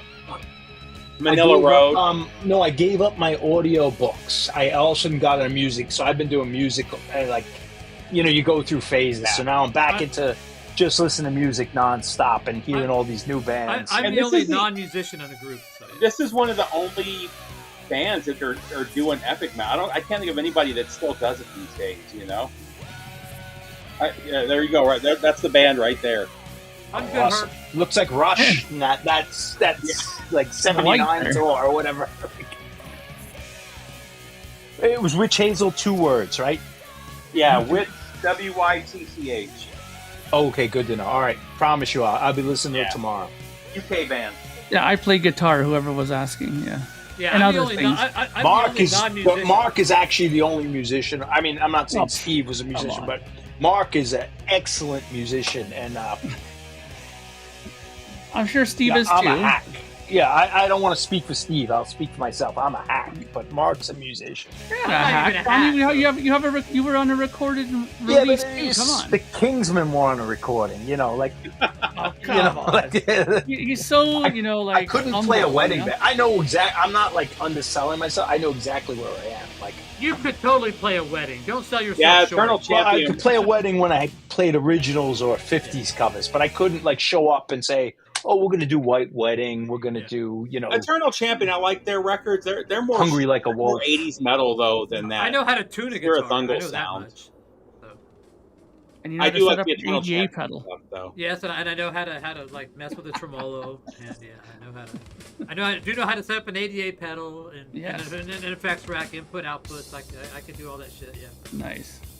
This is I'll listen to riffs of all time. Steve, I'll listen to �WitchHazel, but promise me you'll look into Discharge, that Hear Nothing, Say Nothing. No, I'm gonna. And then I look for it at the record store because one of the record stores. I go. Yeah, I think it's been reissued. It's always been in print. Yeah. I think you could get it for under $20. I saw it online for like $20. Yeah. Yeah, and then look at the video, the DB, because you're a drummer. You'll get a kick about how he dissects it, and then he goes and sees the original drummer, the Buzzcocks, who did the beat first, and then the original drummer from the Discharge. He goes to his house. It says it lists all the DB bands, and one of them is 𝐿, which is the. Once you hear the beat, and when he breaks it down, you're like, "Oh, geez, I know that." But like you realize it didn't exist before Discharge.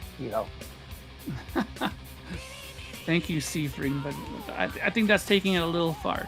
Maybe in some people's eyes in Europe, but. So, Steve, the other amazing thing is, do you remember that Danzig in the Round? Where he was doing like a 68 comeback. I sent you a clip. Yeah. So I looked for me and Sarah. We were on a Danzig kick, and on YouTube, you type in Danzig Legacy 2015, I think it was, and the entire show is on YouTube. Oh, is it now? But listen, no, it's not now. It was posted 9 years ago, but it only has 600 views and like 2 comments, and it's like it was blocked. 2 guys have it. And they're both and they've been on for like 9 years, and one was on for like 6 years or 8 years. And so it must have been blocked and unblocked, or they had it hidden.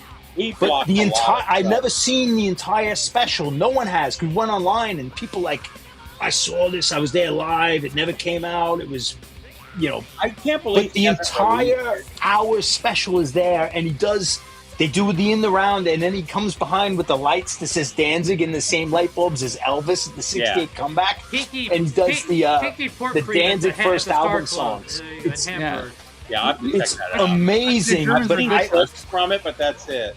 I've never seen it, and it's there, and it supposedly was there for 9 years. No comments, 2 comments on the other one. And okay, 600 I was not views. talking about pedals and Guitar Gear. It was not me. We don't. It's like they had it private or it was blocked, but it's going to be gone. Yeah. But why it doesn't have 1 million views? It's so good. They do all these Danzig songs with the crowd behind them, just like Elvis. And we watched the '68 comeback, like after that, and like it's like the same shots and everything. He's wearing his black leather jacket. I don't even see it on here. Yeah, type in Danzig Legacy TV, and there's only 2 videos you'll see. It's got 600 views. Like, it was hidden because people still are talking about it online. Oh, there it is, right there. Yeah, 660. Look, 9 years, 600 views. I'm like, I could fart and write Danzig, and it'll get 600 views in 9 years. Like, I've posted videos just talking about Danzig, not even playing anything. And it's gotten a copyright hit. I posted a little snippet of a Danzig show I saw just from my phone. It's got like 200,000 views. Like this should have millions. It's so good. So I played that Danzig song the other night, and that video's still up. So they didn't like shut it down. They didn't even take something must have changed or something. Yeah. I don't know why these videos, they had to have been disappeared for 9 years. It's absolutely amazing. So maybe they're not being assholes anymore. Maybe they're saying, "Hey, maybe it's a good thing." Well, I don't know. I just saw them last year, and they just confiscating cameras and threatened to throw them out of the venue. But like I said, I played that song twice, I think, and nothing happened to it. So that's kind of interesting. Yeah. Man, that Danzig second album, I forgot how good it was. Well, even the Misfits, when the Misfits no one named Nick is up here. When the Misfits first got back together, they were letting stuff stay up for a while, and then all of a sudden he started cracking down on the Misfits stuff too. So Maybe he's cooled down a little bit, you know? Yeah, who knows? Mm-hmm. I forgot how good that second album is, Steve, because I just got that reissue. Holy cow. My favorite, those reissues are really good. Yeah. I'm telling you, man. My favorite is actually the third record, man. John Christ, the bluesiness of that third record is. Yeah, we listened to the third one this morning. Yeah, I love that. This is a great record too. Georgia Band. Oh, this is the same riff. We did this before. Yeah. That band or. Yeah, he played this, and then I found a copy of it. Time is Gonna Come, I think it was. I found a copy of it like a month later.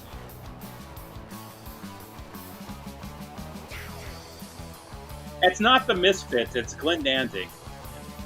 Well, he is the Misfits.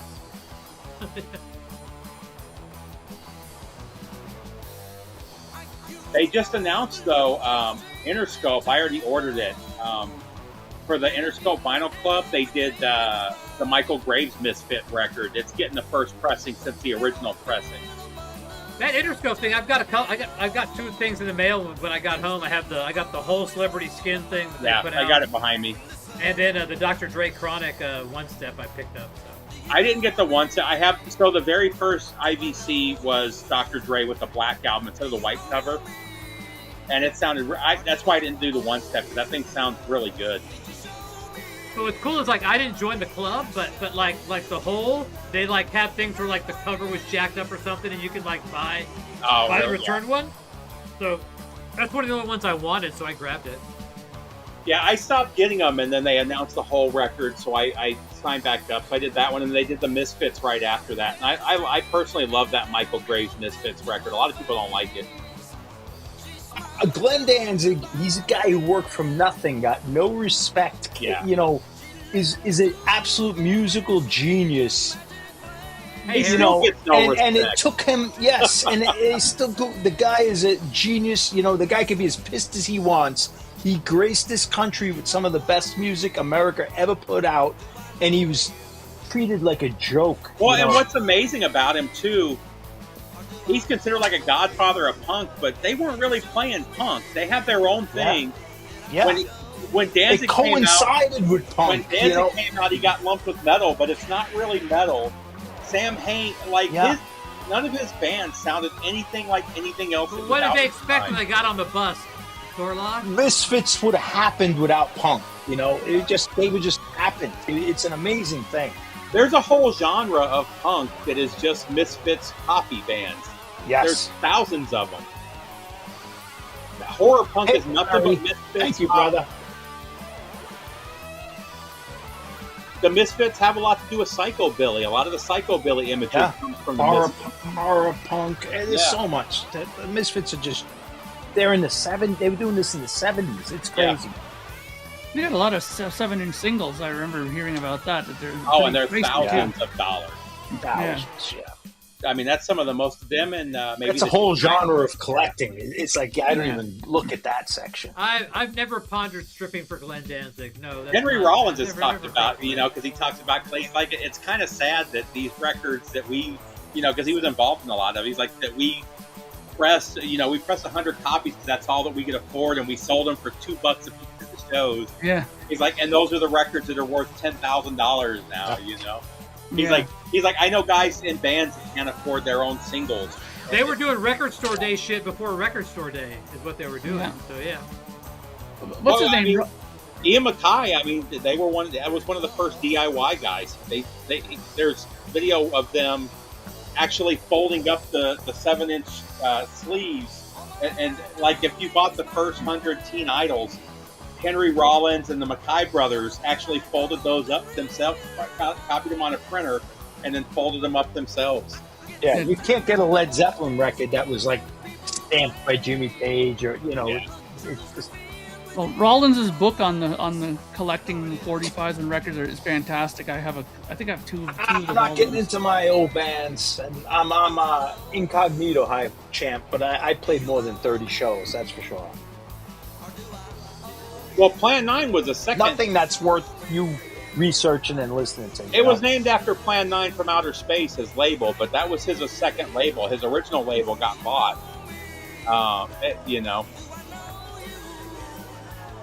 those, like I said, though, those Danzig reissues were less than $30, and those things sound great. I mean, those are. Yeah. I mean, they're a home run in my book, like from top to bottom, and that's very rare these days, man, that they can pull something off like that. Here's a classic $27. Eddie.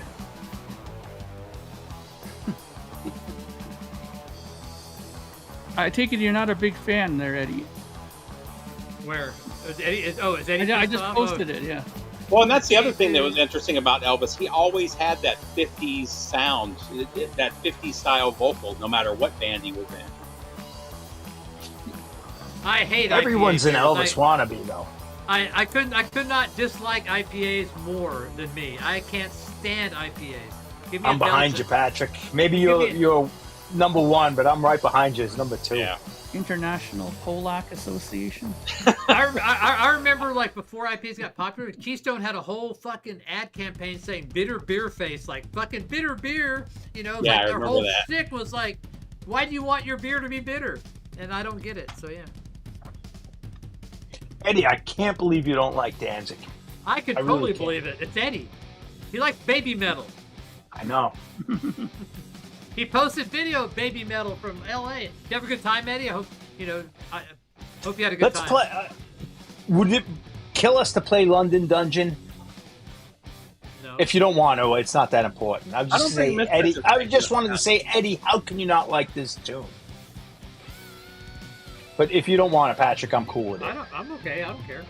Well, it's a Danzig song. Man, it's a Misfits song. This is one of the most underrated drummers in metal right here. Hey, if you love your IPAs, I'm cool with it. I don't care, but I just hate the fact that I can go to a bar sometimes. I've been to a bar where there's 18 IPAs and that's it. You know, I mean, have 10 IPAs. Just have one Belgian or a stout or a porter. You know, something. You know, just you don't need every beer to be an IPA. You need a stout. Harry, London Dungeon isn't the Misfits song I would recommend to you, but for Eddie, that's the song I'd say. I just want to dare him not to like that.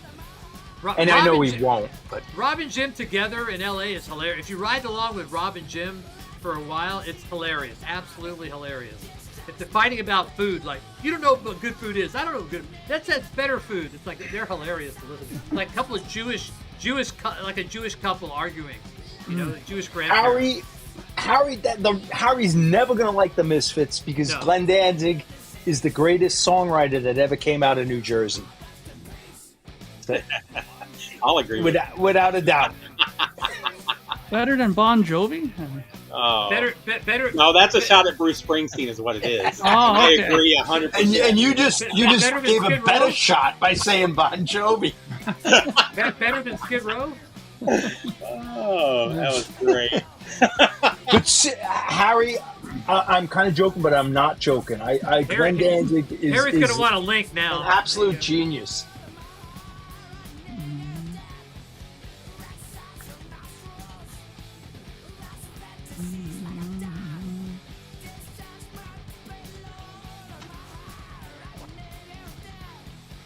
Yeah, for Harry, I'd probably recommend the Static Age stuff because that's more straight up rock and roll. It doesn't have the horror. Sure,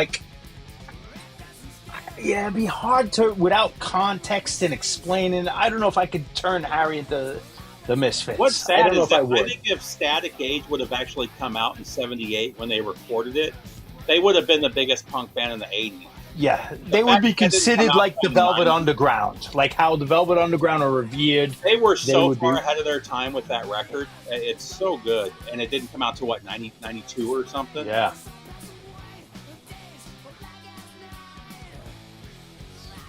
Yeah, I agree with you, though, Steve. Nick Menza is really good on this record. Oh, man. I saw him live on this. No, I saw him live on the tour after this. He's one of my favorite. He's one of the best drummers I've seen live. He just blew me. Yeah. Him. And speaking of, we were talking about Primus earlier. Tim Alexander from Primus live. He's great. That guy blew me away. How good he was. Yeah, he's fantastic too. I saw them too for Countdown to Extinction, Euthanasia. I saw them for a bunch of tours. Yeah. I saw him for Euthanasia too. Yeah. Yeah, Menza's fantastic live. Hi-Fi Champ. I have 2 Advent speakers. These other ones, they're plugged in, but I don't listen to them. They're just cheap Kenwoods. Give you that 80s sound, but They're just to boost the other one's ear level. But the advents are awesome.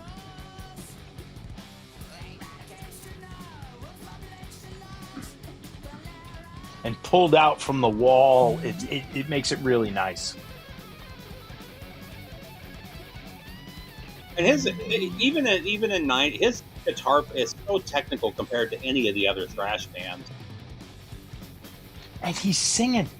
Yeah, he's doing this while singing. Like, it's one thing to learn your guitar and play it, but to be doing this, headbanging and singing and moving fingers like that. So Danzig wouldn't be Wolverine, but he was in Portlandia. He's great in Portlandia. Oh, here you go! I told you. Here you go. Here we go. Reap the whirlwind, John. Did you watch the movie yet? No, I was over did. my house. How is it?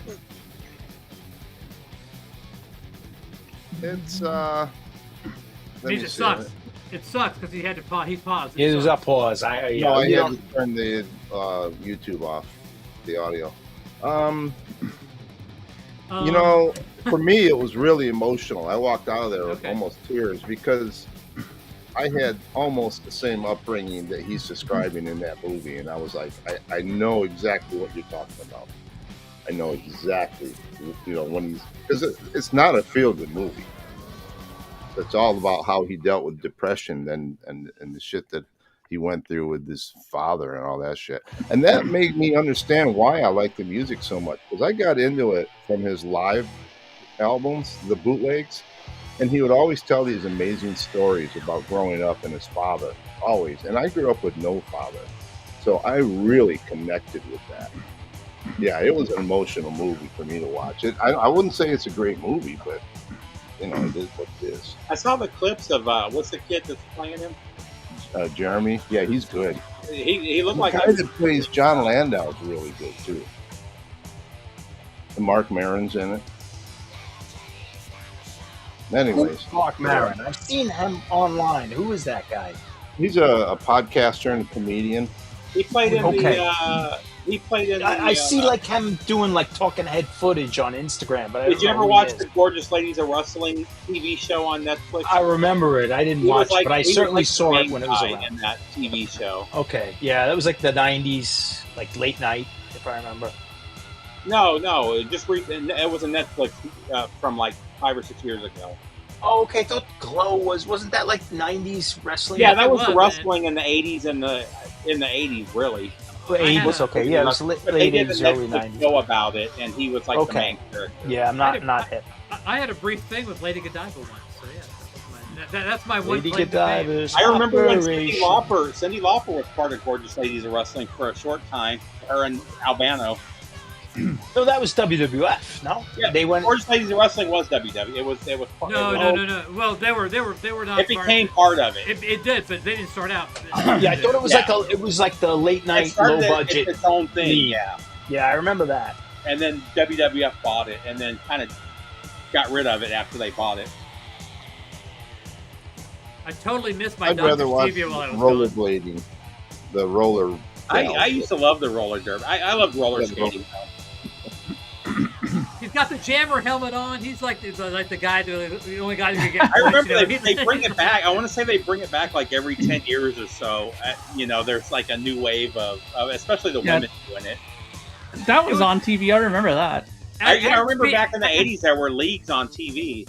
Well, there's that movie with Raquel Welch, Kansas City Bomber. You know, and that was there's been a couple movies. That kind of like put it over the top. You know, so. What's your name? What's the young girl that had the sex change? Did a roller derby movie like 10 years ago. I don't know. Ellen Page. Hey Mark, congratulations to your Blue Jays. I'm not a big baseball guy, so to me I don't care either way. So. I was at my mom's the fact that they got there, that they got as far as they got, being the worst team last year, last place, and getting there this year, I'd say the fans should be proud of what they did. A lot of people here seem to be talking about it like it's they were happy with it. So, like I said, I've never been a big baseball guy. I've always been more hockey and wrestling is my thing too, but I don't watch baseball too much. They should be happy. They completely fucked up, man. That play where he tried to go home, that was horrible. Why he didn't have a lead? Why wasn't he at least? If he would have had like a fucking he's talking lead, to me. He would have won. He's talking to me like I watched it or something. Yeah. I didn't watch it either. I just saw the replay because I was at my mom's party. I always love this album title, Battle at Helm's Deep. Yeah. Total Dungeons and Dragons. It's all, with the awful artwork, if I remember. Lord of the Rings, man. Lord of the Rings, Battle at Helm's Deep. Yeah. My favorite album title is "You Broke My Heart, So I Busted Your Jaw." Yeah. Well, my favorite song title is "You're Breaking My Heart, So Fuck You." So you go. Nielsen. I used to play that to close the bar occasionally. What's the longest song title? Almost sounds like "Accept a Little." Yeah. That Pink Floyd one on that on Amagama or whatever it is, that a small. Yeah, definitely does. He does have that Udo sound to his voice. Yeah, I never connected it, but we were listening to some Accept earlier. Yeah. And maybe it's on my mind, but I've been pulling out some of the like more obscure thrash stuff I have. It's amazing how many Overkill sound-alikes I have. Like different bands that I never pieced it together, but now that I never thought about that. Yeah, I've been listening to a lot of Roller thrash Girl. lately. Roller Girl is not on Making Good one, Movies. Making Movies. There's no song called Roller Girl.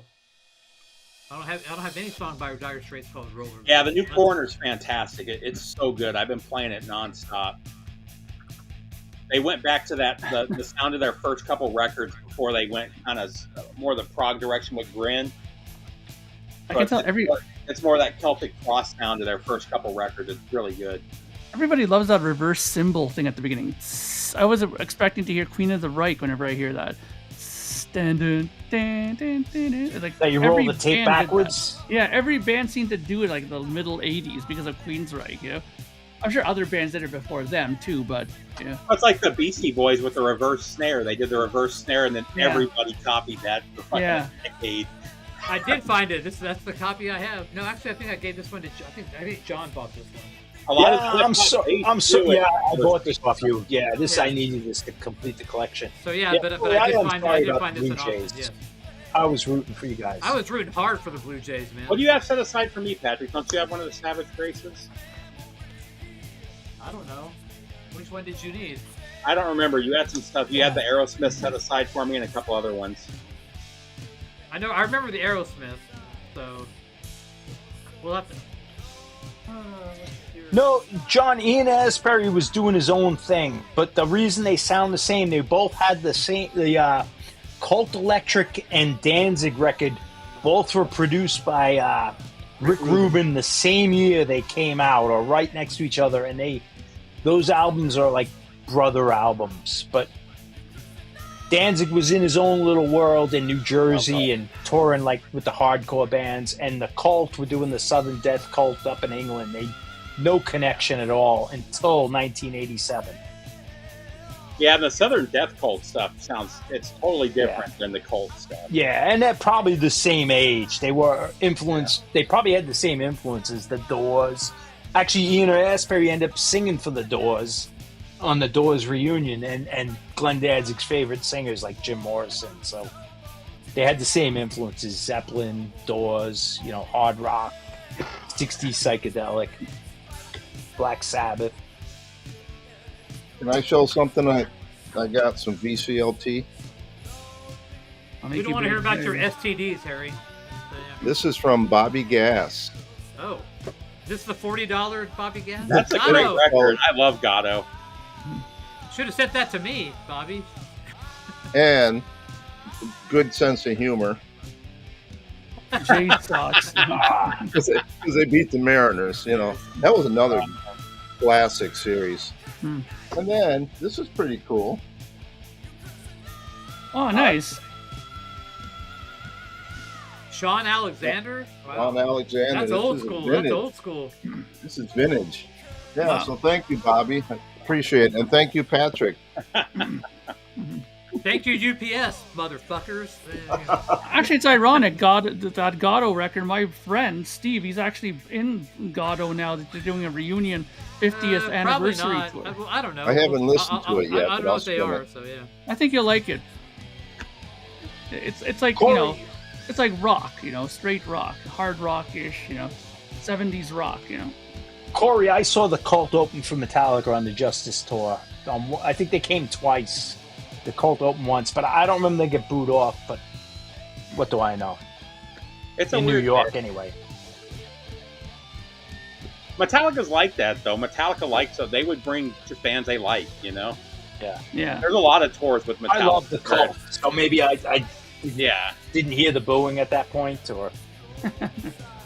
But maybe they were booed in Vancouver, but not in New York. I don't know, but I definitely saw that tour. I was on the plane and I saw a live clip of the Cult. I think it's probably like right when Firewoman came out. They were doing. I think they were doing like fucking. Yeah, that was their hype. They were big. A great song. You should play that. They were fucking just like all over the place, man. I mean, play what? Firewoman. Oh, I love that song. I love that album. Good. I did buy my tickets to the Iron Maiden and Megadeth. Oh, you did? How much you pay? Curiosity. Was it $250 or yeah? $250 or well, I got pit tickets, so I'm right in front of the stage. Yeah, well, the cheapest I think were $170 for us. And I might say no. We'll see if I. They're playing an amphitheater, and I have to drive to South Carolina, so it's not like a 4-hour drive, but so we'll make a weekend out of it. They're playing right in Boston, but I mean it was like $50 for the grass. Yeah. Right? So they had some cheap seats. We'll see what they sound we're indoors. It's a small. It's the Boston Garden, so it's really not that. I mean, it's a big arena, but compared to where they used to play with outdoors with the grass. So yeah, I paid the $20 to join the digital fan club just so I could get tickets 2 days early. Yeah, I did that on the other Maiden shows. Yeah. Well, plus they're only doing the first 5 records or the first 6 records. The first album up to Fear the Dark. Yeah, so I'm living for that. It looks good, but I could use the money for college. So yeah. For one night, college, John? Yes, I'm gonna get me some learning. Taking politics, you're gonna learn how to cipher. There you go. Yeah, this isn't London Dungeon. This is not London Dungeon. Yeah, it's the wrong song. Oh, I did not rip this. Mislabel. Well, there's only 3 songs on this 7-inch, so we got a 33% chance of. So in my defense, this is not my rip or my tagging. It wasn't me. So yeah. Now, are you able to go in and correct it? I could, yes, I can. They're all great, though. I mean, goddamn, So what song is this then, John? Ghouls Night Out. I wasn't testing it. I was just actually curious. So how long is London Dungeon? I don't know. How long are they all? They're all got to be 1 minute 50 seconds, 2 minutes 10 seconds. I'll just pick one of the other songs. The longest one probably is London Dungeon because it's mid-tempo. Okay. All right, so I got it. So Ghouls Night Out is probably London Dungeon. I did not tag this. I didn't do it. It's okay. It doesn't we matter. You. It just doubles our chances of getting shut down. I'm pretty sure I could take out Glenn Danzig.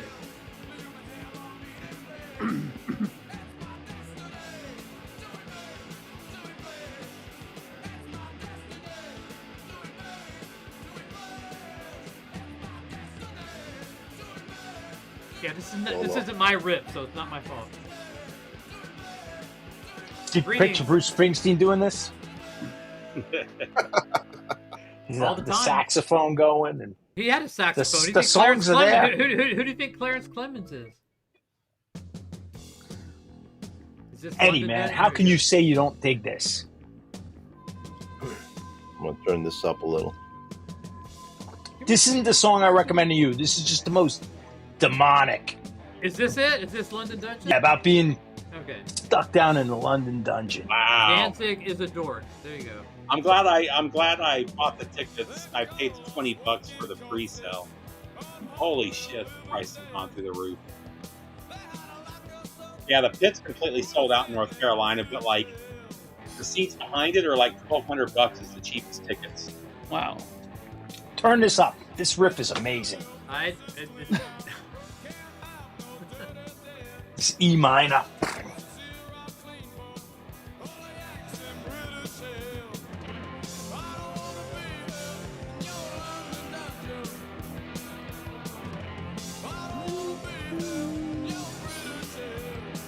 Yeah, it's sold out actually. Only the grass seats are available for $70. Everything else is sold out. When are the shows? Next September. Yeah, like August, September. Okay. Hopefully the weather will be good. That's what it's supposed to remind you of Solo 3 folks. I'll be in the hanging out covered with your section, friends, so I don't give a playing some shit. music and making fun of each other. So yeah, that's what it's supposed to sound like. Yeah. So there's always that one friend. That goes, his voice is annoying as fuck. Yeah, Play Mr. Baby else. Metal. If it was only a Japanese 13-year-old girl singing this, we'd dig it. Oh, man. Wow. Line of the night there, John. Speaking of Japan, I'm going to Japan Saturday morning. Really? Yeah. Was this planned? Yeah. Yeah, we're doing a cruise. So we fly into Tokyo, and then we're going to cruise around the entire country and then fly back. Are you taking Rosie with you? No, Uwe's watching Rosie for us. Are you going to? Oh, no. Are you guys stopping in Sapporo? I don't know. My wife knows the Are itinerary. you going to do any just record about shopping there. while you're there? You going to do any record hunt? You know, I might. You better. Because, you know, those Japanese records are the best. Yeah, they're the top quality. Yeah, but No, when you go to the no. Japanese record stores, there's just as many American pressings as there are Japanese pressings. I'm just going to look for stuff with Obies. And 7-inch. I'd like to get some 7-inch stuff with Obies, too. Just look below So where all the Steve, US stuff is. I listen to sports radio a lot, you know, just football talk, baseball talk. And it was Halloween, so the bed music in between is Halloween songs, the Monster Mash, this and that. And they played Halloween by the Misfits. And the sports guy says, geez, sometimes I feel like the Misfits are the greatest band in the world. And this is on mainstream Boston sports radio. And like, he gets it. I'm like, I know it's breaking through. Eventually it's going to be made. Because he's talking to all the people, like the old ladies, everybody. He saw your video. Yeah, but that wasn't a bad song at all. I like that. No, that's not what I recommend. It was the most spookiest and had the heaviest, like, cool riff. So that's why I recommended it to Eddie. But the guy's got songs, like, he writes, like Dion or, like, the girl groups from the 60s, but it's under this distortion, but the hooks are there, and the lyrics are, like, very juvenile, but they're spooky and horror, but they're actually brilliant in their simplicity. But if you were over my house, I could explain. I couldn't turn you on to them, but I could explain why I love them so much, and you get it. Just like you could, if I went to your house, you could explain to me why you love Springsteen, and I would understand totally. Like, you know, you'd show me, like, you wouldn't necessarily say, "Oh, I need to buy a Misfits record," but you'd say, "I get what you see. I get what you see it." Like, yeah. Eddie is a lot taller than Glenn Danzig. Well, he is a lot taller than Glenn Danzig. True. It's all right. We got Mick Jagger. We got Iggy Pop. We got, you know, Dio. I don't need tall. He didn't have to be big. He had he had bodyguards. Yeah, no, he had what's Von Frankenstein? What's his first Doyle? He had Doyle on stage with him, who's like 6'4", muscled out, fucking. Yeah, weren't those guys all big, like Eerie Von and those guys? Weren't they all kind of tall? Yeah, like Kate Roberts would whoop them all, though. Kate Roberts would whoop them all. But you understand, tall people automatically were good in sports and got the girls. So it took, unless you were tall and you were geeky, like a Joey Ramone or something, or Walter, or Arthur Kane.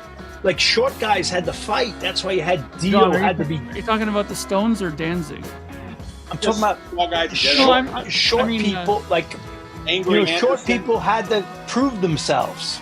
They weren't going to be the sports guy, the jock in high school, so they end up getting into something else. I was talking to John Laidlaw about that. Well, I kind of beg to differ because, like, jockeys were inherently short, so, you know, jockeys were always better than tall people.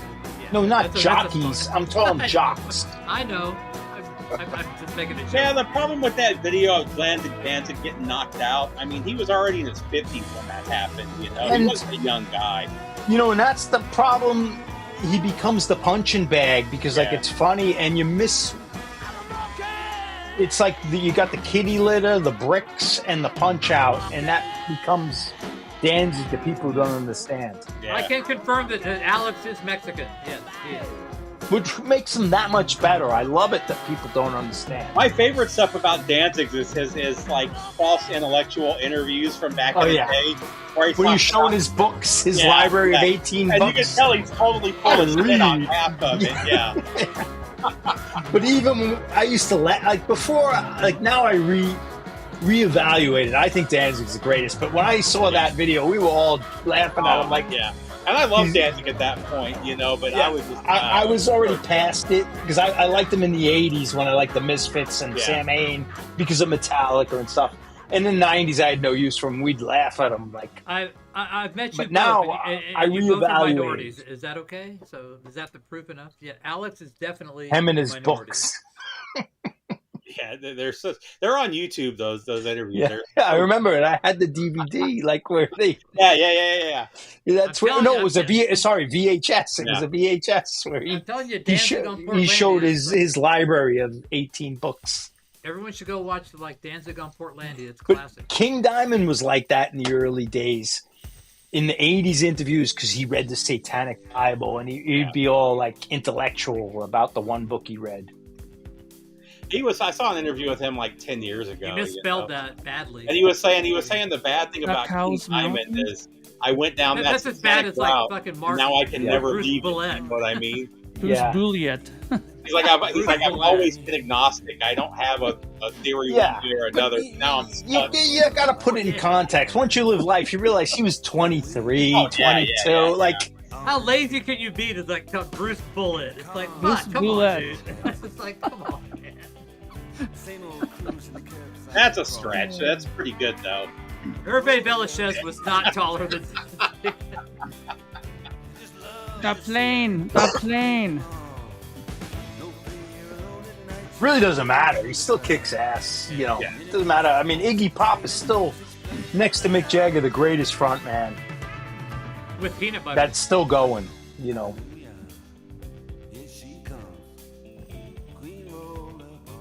You don't want at least when I was a kid, I didn't want my rock stars too tall, and I didn't like when they had beards or mustaches, because you wanted them to be you wanted them to be us, like part of the kids and the crowd. What about guitar you didn't want them to be like the part of the adults. What about the guys in Saxon? What about Saxon? Yeah, I didn't like that, because you had a mustache remind me of my father. And I don't want you to look like my father. Like, I want you to look like me. Like, I think the only ones that pulled it off were ZZ Top, and it's because they're so long and ridiculous that it. You just took it. They were ZZ Top. They were their own entity. Well, I mean, I didn't like my rockers. I didn't like my rockers with short hair. I didn't like short hair, and I didn't like mustaches and beards. And I didn't like them too tall. That's still my favorite is Alice in Chains Unplugged, when they got the guitar that says "Friends don't let their friends cut their hair." Like Metallica did on Metallica was in the front row of that show. That was the best part of it. They were taking a shot at him directly.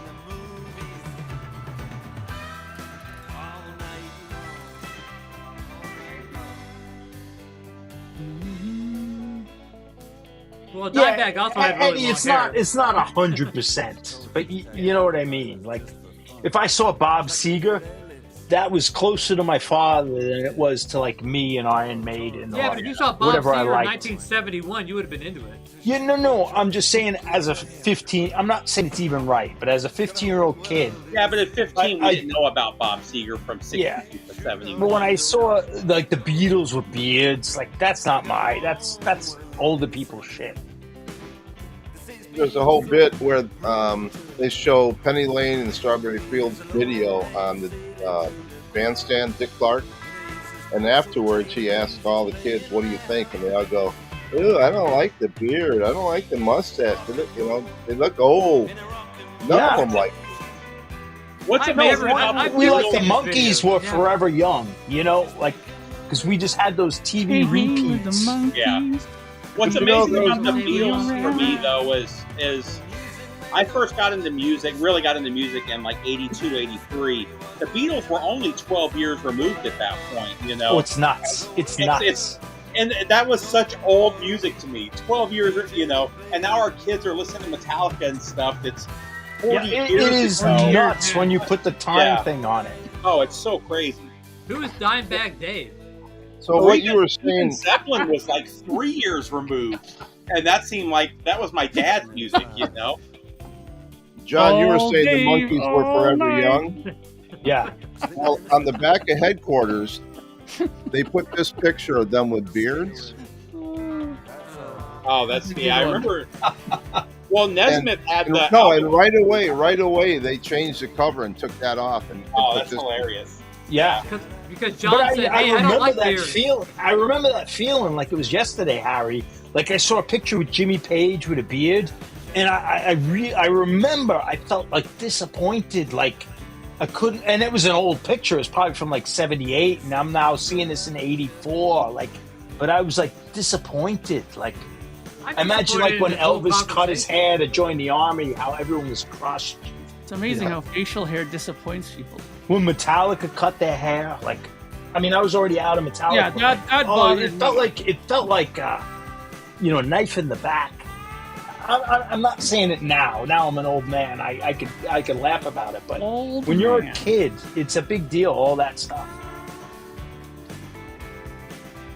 You know, there was definitely an us and them when you were into rock and roll. At least that's how I thought. Like, you had your teachers, your parents, the adults. So when Metallica cut their hair, they became like the football players that tormented you as like a child. Everybody exactly.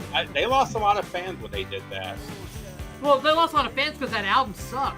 Yeah, Load was terrible. I mean, it was bad.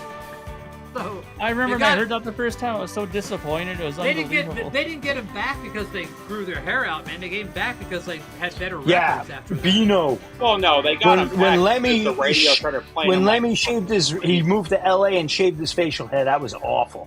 And they were doing, I think, God Save the Queen. It was awful. It was like the low point. Luckily, he bounced back quick. But yeah, what's crazy is Metallica didn't get to their biggest. People think it's the Black Album. It's actually around the time Load came out, because Load, it got played on every type of radio. It wasn't just metal radio anymore. It was being played on alternate rock radio. No, but I mean the path was set by the Black Album. I mean, it got him. That's Mike, what the major radio. When Ozzy got the perm, we were disappointed. You know, but still the perm was still long hair and it was still Ozzy, so it wasn't like. And a lot of people were wearing Ozzy though, and it used to freak me out was when he shaved his head. Yeah. He looked so evil with that tattoo and the shaved head. And then when it was growing in, because they would still have him in Circus Magazine like a month later, and he'd just have short hair, like. But somebody brought this up before. What happened? Like a prisoner or a mental patient. Like he had the whole chest tattoos. They disappeared over. What the fuck happened to those things? Laser removal. No, man, you can't laser remove something like that, man. That was like fucking. His entire chest was like fucking. Color. I know he had a red thing and he had that Blue Panther on the other side. It's like they must have had a filter. It may have been there and they just edited it out. They had to. They had to edit it out, you know. But I'm like, where did those go, man? You can't just get rid of LASIK surgery. No, there was no left. It was spotless. You cannot make that shit spotless. No way. Foundation cover up. Like how Yngwie uses the shrink wrap, maybe Ozzy has like this kind of, foundation cover. I'm sure there's probably some like photographic filter or something, man. But I mean, that shit's not normal because he had a full. But what about when he's on live on stage? You can't. I gotta say the Cult. I absolutely love the Cult. I loved them in the '80s, and there was a period where I didn't care about them anymore. But man, I've come full circle. I love this band. This is one of the greatest songs ever. One of the greatest videos ever. This song was on the radio for like 5 years. The video for this song is one of those latest songs that stayed into classic rock, like a Soundgarden kind of. Well, this whole album is great beginning to end. Bob Rock did a great job on this album, man. But the video for this song, top 10 video for me of all time. It was though when it came out. It was a letdown from the other two, I thought. I still love John, it. the guy has no facial hair. He's got long ass hair down to his ass. Yeah. So he's channeling Jim Morrison, who I know you love. The problem I had, he wears like sweatpants now. But on this video, the guy was in leather. I know. But when you see him nowadays, he needs to put on tight pants because he bothers me. You'd be hard pressed to find someone who looked cooler than Ian Astbury in this era. Oh, with that straight Navajo hair, like fucking ironed hair, man, like completely ironed out hair. Yeah. He was great. The straightener. He had that look with the long hair and the beard with the cowboy hat. That was a good look too. He was great, and he was a perfect, he had classic rock mixed with that English post-punk, I don't know, goth. It was a perfect mix, man. I love that. I love the Death Cult stuff. I'm glad they were. And Billy Duffy, man, he was great people too. Who are reverent to the '70s classic rock. I love that white mix. Les Paul, that pose on the cover of Sonic Temple. What a great pose that was, man. Did Guns open for the Cult? Yeah. On this tour, Guns N' Roses opened. That's when they first came out, was Appetite. Did that ever didn't last too long. Yeah, I can see that, though. The Cult are really two guys, and Guns N' Roses had 5 members, all individual characters kicking ass on. Well, they had Matt Sorum. 6 cylinders. That's where Guns scooped. That was with Matt. Okay. Yeah. Did Matt Sorum play on the when you had Izzy, Slash, and Duff, and then Axl, that's an amazing lineup. Yeah. Well, even later when they brought in Gilby, he's super underrated. Gilby was good, man. Too. Was Matt Sorum on all the Cult albums? I don't think he was on all of them. No, just on this one, I think, and I think it was mainly the tour he played on. I think. Yeah, I don't think he played on the record, did he? Did he play on the record? I don't think so. Yeah. The Love record, the problem with that is the drums. They play no click track, and they sound like a drum machine if you listen to it nowadays. I still like that record. That's my favorite one. But I love Electric. They're live drums. They sound like live drums, but man, they're so sterile. Wildflower, Love Removal Machine. That album, I love that. Love Removal Machine is like fucking a classic. That was a record I would crank up my house like the Beastie Boys. It was like those guitars on War. She's a whore. Peace Dog. That's a great song. It was just like a AC/DC crank it up song. I like Rain off of Love. Yeah, Love is the best album. Every song is great on that. Have a good night, Hi-Fi. Good night, Hi-Fi. Thank you for hanging out with us. Hey, Solo 3PO. Star Wars cat there, I imagine. Well, speaking of that, guys, I'm going to head off too, so I'll talk to you guys later. Good night, everyone. Dancing does not suck, Eddie. He's no baby metal, but Take care, guys. I'll talk to you tomorrow. Good night, tomorrow. Pinky. Next time. I can't see Eddie not liking Sam Hain. Jeez, that was... I can totally see Eddie not liking Sam Hain. I can see him disliking I can see him not liking it, just doesn't mess with us. Yeah, I know. He's like a contrarian. Yes, exactly. But if you like Celtic Frost, it's the same idea. It's just evilness.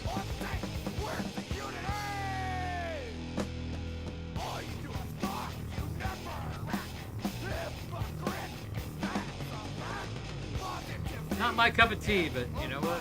No. That's what's great about music. Alex is trying to get off the reggae bandwagon and do something different, so I gotta applaud that. Yeah, there you go.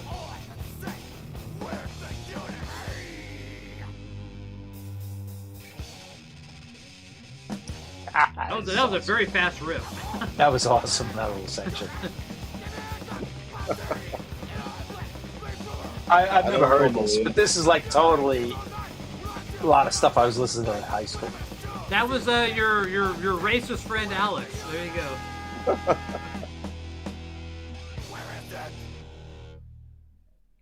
Yeah, that was definitely 88.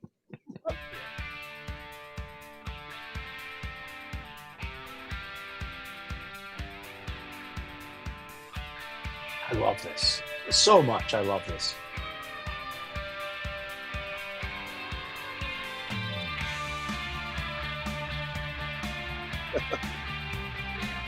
But when you listen to the drums, man, they're sterile. They're just playing right on. There's no pushing.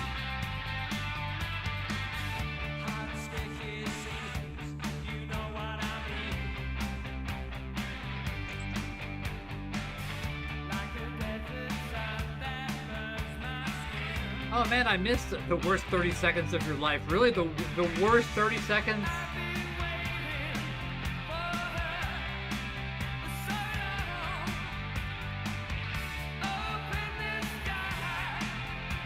Even worse than being in an airport? Is it just on my end that every now and then the music glitches?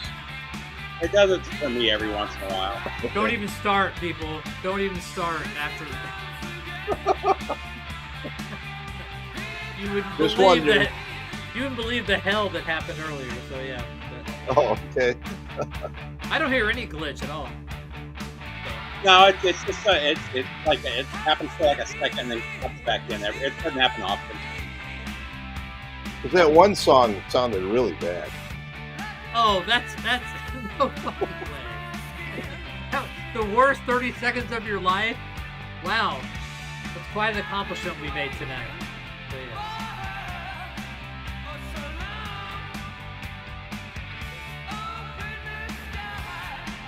Were these guys Australian?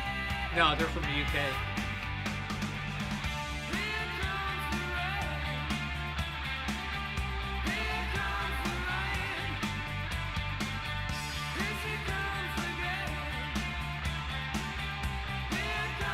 I'm probably getting them confused with INXS. About the same time period, wasn't it? Of what? Sorry. INXS? Yeah, probably. I think pretty close. Probably, yeah. Yeah. They were probably just so you know, I didn't have any glitches at all. Never even stopped for a second. So it's probably on their end. You should do that, Alex, for sure. We should make it like the second worst 30 seconds of her entire life. So yeah. Because I know that I've sectioned off my life in 30-second chunks, and I can name, like, numerically which were the worst.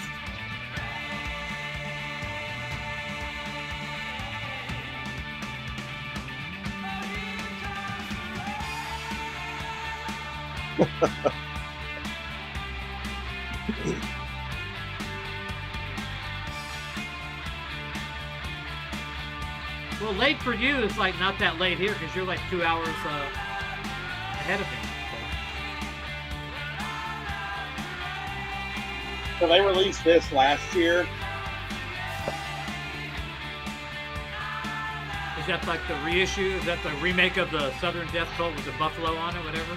No, it's the Death Cult single. So it's got Horse Nation, Ghost Dance, Brothers Grimm, Christians, God's Zoo, Flower in the Desert, Butterflies, and With Love.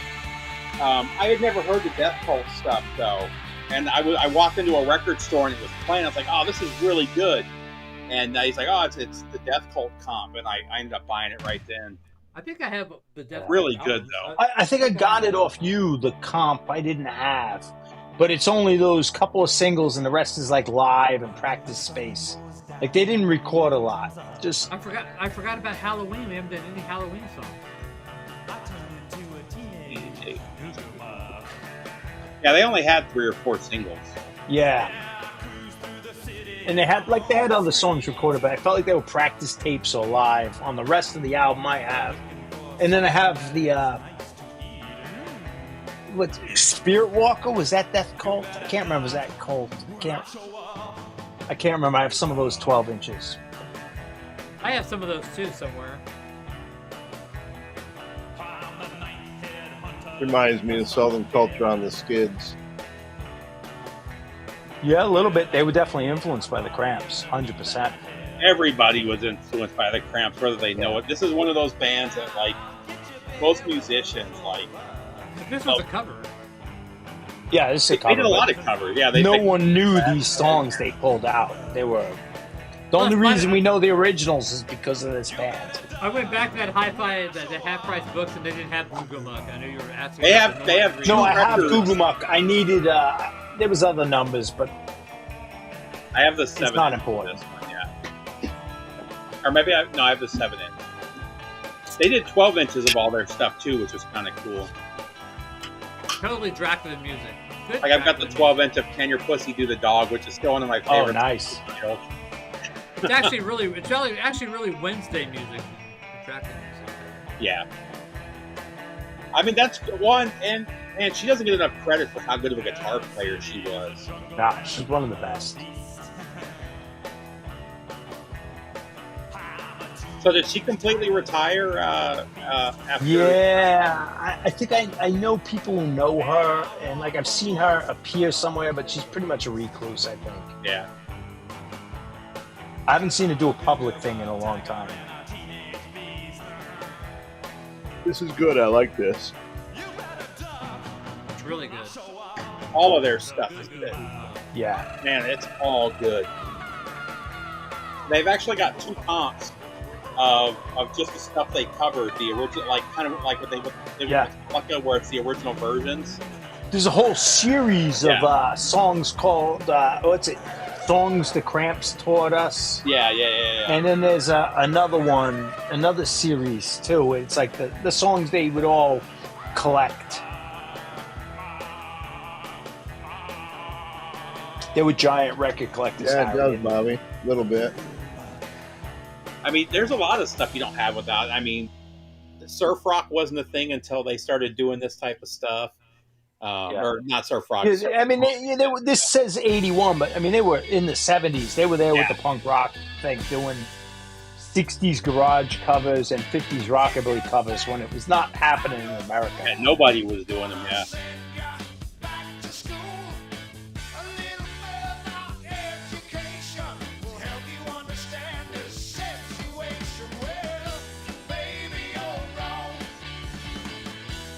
And talking about singers with great stage presence, man, his stage show was so good.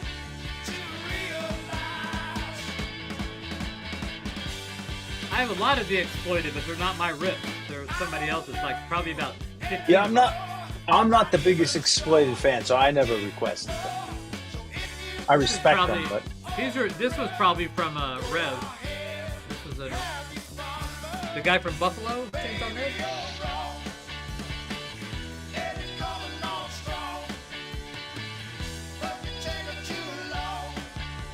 I got into the Cramps in probably 90 or 91, and it was one of those things where the CD just looked cool. The cassette cover just looked cool. Yeah. So I grabbed one of their albums, and I loved it. It's not the greatest. This is the singer from Buffalo. Yeah, that's what I say. It's like the guy from Buffalo. Yeah. It's kind of weird how, like, he went from Australia and the bass to the player UK. or the drummer, both, like, 2 guys joined at this point. I think it was the bass player. I can't remember.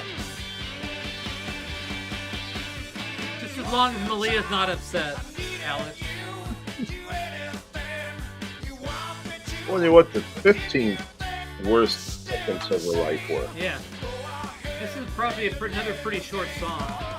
But no, it's actually 3 minutes long, so if she can This plan band for 3 is minutes long. so good. The Count Bishops, the Bishops / Count Bishops. Yeah, they were like I think the 2 records I have, it says the Bishops on the front, and then on the side it says the Count Bishops. Yeah, they changed depending on the release, and they were around 75. Were they Boston? Punk. No, that's a British band, but the guy was the original singer was from New York. Okay, but he left New York because nothing was happening after like the New York Dolls. He said there was nothing happening. He missed punk rock and went over to England in '75 and started pub rock. Really interesting cat, Mike Spencer. This is one of those albums I was talking about, Quick Change. This is actually one of those thrash, like really Overkill. Good. The band is fantastic, but I don't know that at all. It's total Overkill ripoff. Yeah, it's got that Infernal Majesty kind of lettering, or like one of those. Oh, let me see the back. Make them big. I want to see the band. All right, there you go.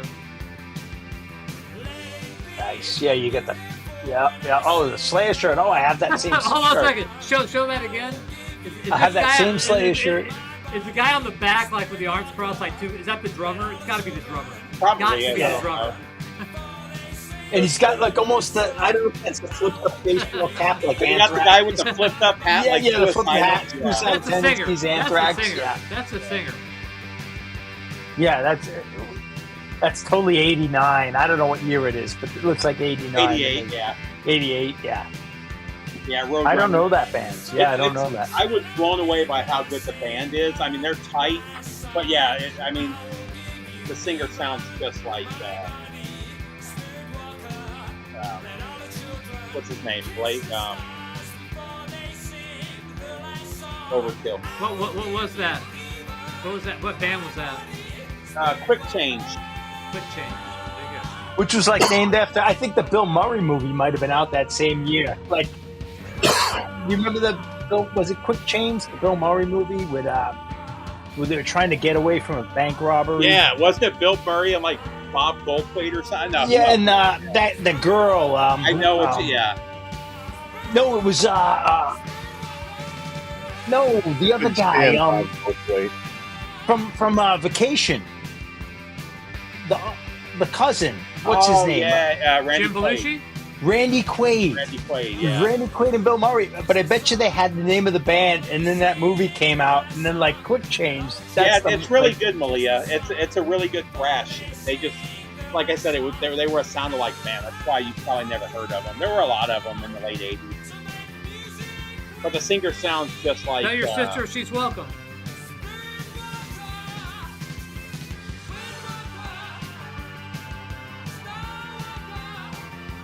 When are you leaving for Japan, Harry? Saturday morning. You're supposed to give us like at least 2 weeks' notice before you like leave. So, I mean, well, you going to Japan? Yeah. Oh, awesome! What are you doing? We're doing a cruise. Drinking, smoking. Nice. And, So we fly into Tokyo and then board the ship, and it goes around Japan and makes one stop in South Korea, and then goes back. And where are you actually flying into? Is it Narita? Hana or what's? There's two. Okay. The one airport. Narita is the one that most people fly into. It's actually like an hour north of Japan, so you end up on a bus forever. There is an airport in Tokyo though. This airport. I got a text from my father today. He's like, "We're on our way to Bora Bora." They've been out in the South Pacific for like 2 months now. Oh, really? They send pictures, and like when they get into it, they send pictures, and like they don't even remember where the picture's from, like what island or wherever the hell. We're alive, son. So my stepmom's dad, my grandfather on that side, they lived in Syracuse. He worked for like General Electric special projects. It was like military stuff. And he would save up all his vacation time and take a month off every summer. And they would go to like China or India or like that was their whole life. Every summer he would take a month off. Yeah. They would travel to some remote place. Yeah, he still is good. I just saw them a couple years, maybe last year, 2 years ago. Before I had kids, Steve, we could travel. Yeah. Well, that's why we waited, man. I mean, me and my wife were married for 10 years before we had kids. Yeah, same. We were living in Japan. We were traveling, partying. Yeah, I think we did the same trajectory. Yeah. Plus, all of our friends, they would get married, have a bunch of kids, get divorced, you know. Neither of us were in a hurry, you know.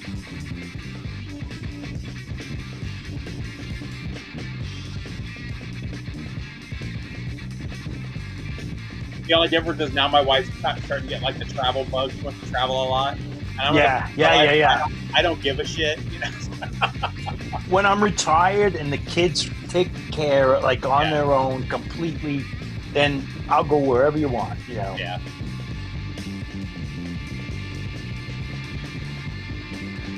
That's quite a bass. Pretty distorted bass, but yeah.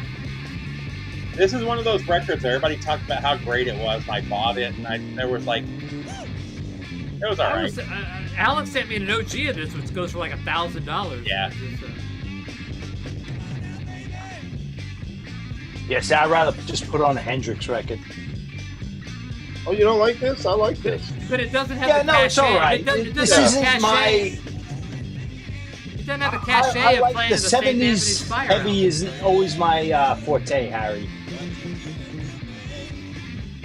It's not that something obscure. I'd pull out every day, but yeah. But Alex, it's not that obscure anymore. Everybody's heard of it now. It's like one of those albums that everybody's heard of. Oh yeah, Rockadrome is it's like overrated overrated, 3 or 4 times now. So it's not unknown anymore. Now, I wouldn't say it's one of the best obscure hard rock. There's a lot of something really like good. that Constellation album that I played like on last Friday. There was a private press. Now that's something that's like fucking like obscure. I would have liked it more in the 90s when all hearing these bands I had no idea existed and they were all fresh. Like I only knew Blue Cheer or Deep Purple, like That bass reminded me of the first James Gang album, Your album. It's got some killer bass riffs on that thing. Now, do you have that album? Which one? Your album? Oh, by James Gang? Yeah. I own it. I don't think I've ripped it. That's my favorite James Gang album. It's one of those albums that you see it on. It's one of those. That's a classic example of a record that I see all the time if I'm looking through my records and I see it and I pull it and I go, nah, and I go to the next album. And I like that record. There's some great songs on it, but it's one of those ones where you just kind of, it's like a Doobie Brothers album, I'll just whatever. Their version of Bluebird and Lost Woman. Wow. Covers, but.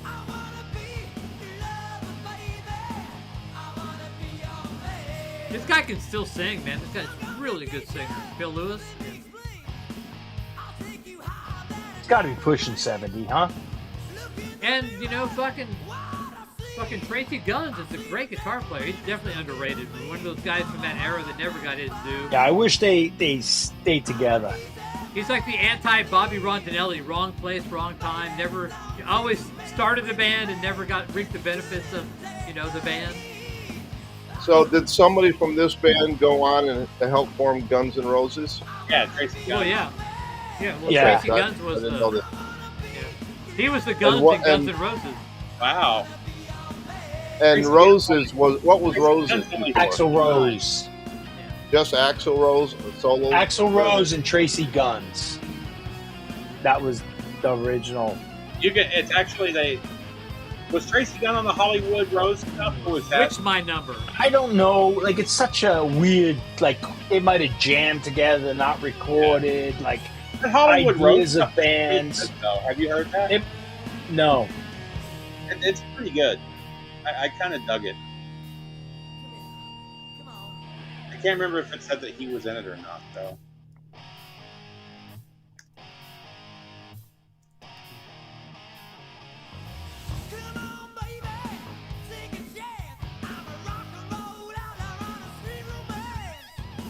Oh, okay. Hollywood Rose was Axl, Izzy, and Chris Webber. So he sang for like Bernie Tormé, maybe? Wasn't Phil Lewis and did a thing with like Bernie Tormé or Bernie Marsden, I think. One of those two guys. No, I think he was in Tormé, wasn't he? The singer for Tormé? He's in Tormé. Yeah. Yeah, Bernie Marsden was doing the Snake for a while. He was doing Alaska too. Like Bernie Marsden was Alaska. Oh, yeah, Alaska. Yeah. I forgot about Alaska. Yeah. That was a major label record, I think, if I remember. Those guys were all over the place, man. The whole that whole Whitesnake, fucking Deep Purple, Family Tree just goes everywhere. Yeah. Well, the Snakes, I ran across that by accident. What's Bernie and what's the other guitar player? Mick Moody. Yeah, it's the two of them. And the first record is a live record in Japan, and it's just them doing covers. Yeah. Oh, play that Moody and Young song. Oh, yeah. That's like this is a great track. It's a single, Moody and Young. Young was a guy who wrote songs for Status Quo. website, don't do that. Yeah, don't do that. But it's got Lemmy on bass, Cozy Powell on drums, and it's just like this like knockoff, not quite glam rock 70s boogie number. Got girl. Yeah. But it's like a super group of nobodies. I want to say good night, everybody. Probably Good night, Harry. Good night, Harry. Yeah, so this is Friday. Harry, when are you going to Japan? Just so I just curious. Saturday morning. Oh, okay. So I probably won't see you. Have a wonderful trip. For 2 weeks. Post some things, like even if it's just Instagram. I'll be sending you some records via UPS on Friday. So. Okay. Ciao, everybody. Bye. Safe trip. Yeah, so the Snakes was Bernie Marsden, Mickey Moody, and then Jordan Land from Master Plan. He was the singer out there. And no Neil Murray, no Neil Murray, no Cozy Powell. The first one is just Whitesnake covers, but then the second album is all original stuff, and it's really good. This Constellation album's like really good. Yeah, it sounds awesome. Guy was like 13 or 14 years old when he did this, man. But you usually don't get this up-tempo stuff in '79. No, this was great.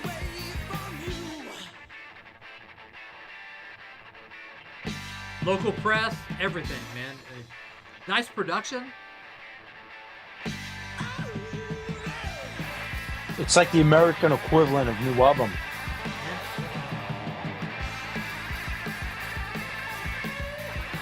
13 years old, man. And this was before, you know, he wasn't copying anybody. He was just doing his own thing. What year was Girl? The first Girl, was that 81? 79, I think. Phil Lewis had, because he's only 59 now. He had to be super young when he was in Girl. Phil Lewis is not 59. He's lying about his age. That's what it says online. No. I think the first Girl was 79. I'm sorry, not Phil Lewis. I'm sorry. Never mind.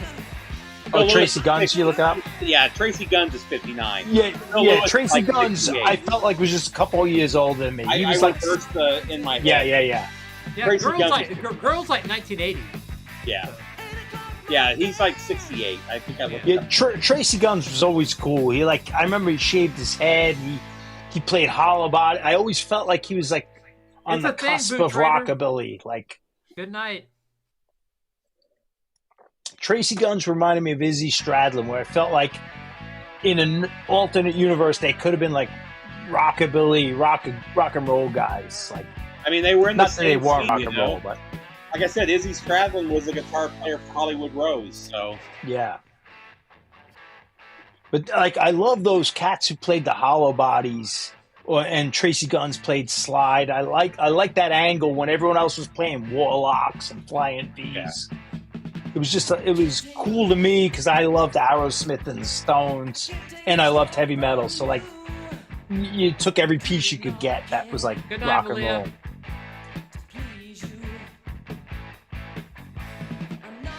Night. This is a song I want to hear. Well, even when he played as BC Rich, he was playing an actual. It wasn't like a Warlock. It was like a BC Rich made BC Rich. You know? Yeah.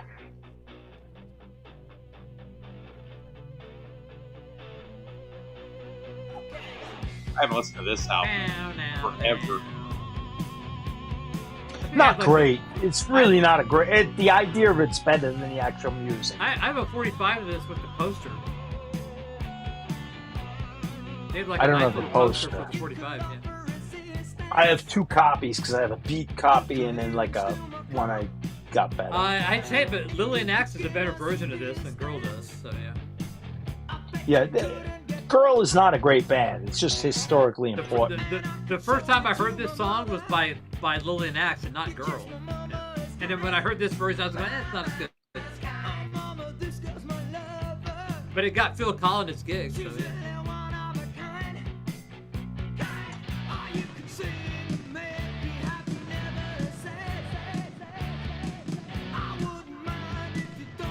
I have the I know I said it, but I have that single of Phil Collins when he was like a street punk, dude, street that is rock so band. I love that song. You said that to Patrick, didn't you? No, I didn't. There's actually another one, but it's just so much money to get it with the sleeve. And what's the name of the band? I don't remember.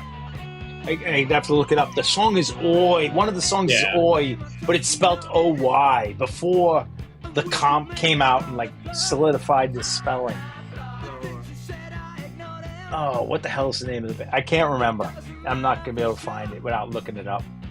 But they have another single is even better. But I used to hold out to get the sleeve on it. Lucy, wasn't it? Lucy, yes. Yeah. The other single's better, but the one I have is really fun. They kind of file them with that band Urchin, which was Adrian Smith's band, right? Was it Urchin? They were like a street punk, pub rock, not quite metal. I've got the I have the High Roller. Yeah, I've got the High Roller comp. Yeah. Yeah, I think they put out a couple of them because they recorded a lot, but not a great band, but like. Oh just wow, like, 𝐸𝐸 McBrain. I didn't realize. Yeah.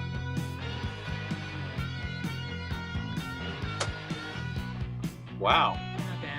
Urchin had 𝐸𝐸 McBrain, Adrian Smith, Dave Murray.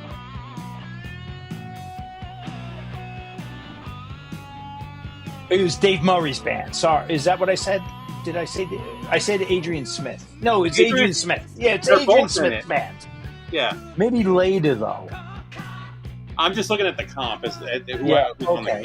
You saw Urchin live, Bino. Wow, that would have been like '78, right? I don't even know how good they are, but the idea of them. I remember the record being okay. Yeah, so it was founded by Adrian Smith and Dave Murray. Oh, I didn't know. I don't know if I remember. School. It was originally called Evil Ways, but they renamed it the Urchin. Yeah.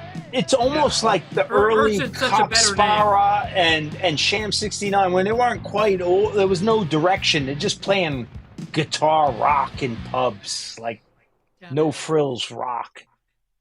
It's hard to explain it. Like it's not metal, it's not punk. It's kind of like this. The original singer and drummer never did anything else. It's very similar to this, actually, with a worse production.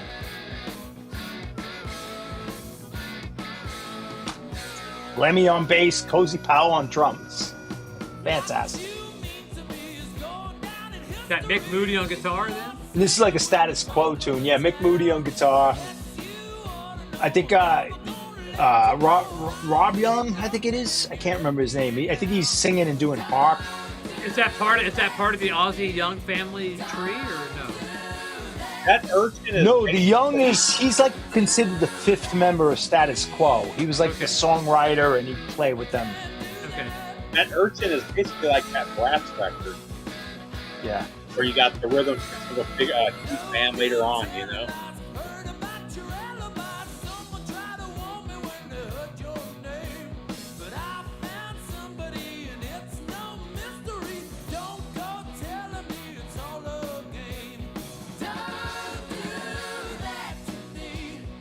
It almost sounds like Sweet right there. The choruses sound like Sweet. That's why I like it, because it's boogie rock mixed with glam rock, and it's got Lemmy and Cozy Powell.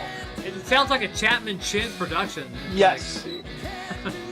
It's not even great. It's just fun boogie.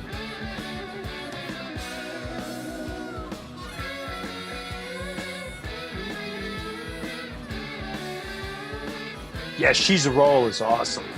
That's the song. That was the single, I think.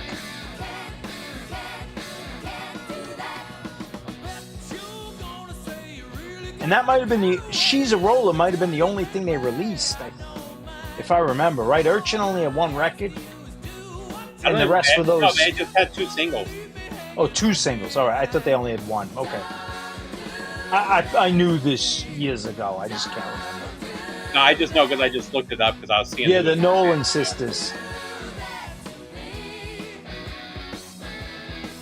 It was a super group.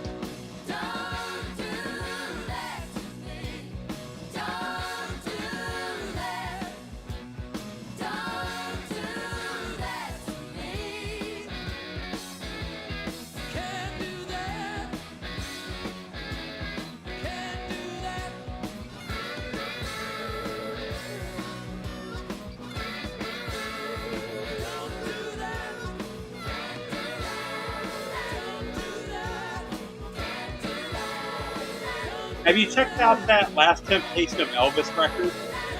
No, I don't know even what that is. I just saw it at a record store the other day. There's a Jesus and Mary Chain covering an Elvis song.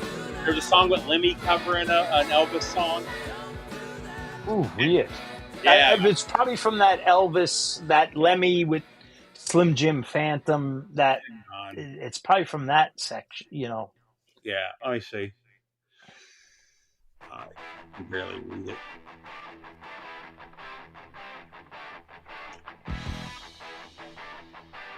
What was it called? Head Cats? Yeah, that was later though. Oh, okay, I just wonder if they took that Lemmy song, like a Lemmy Elvis song, and threw it on the comp. I'm looking on I this don't know. because I saw it at the record store the other day. I almost bought it. It looked pretty interesting. I guess it is later. It's in the 90s.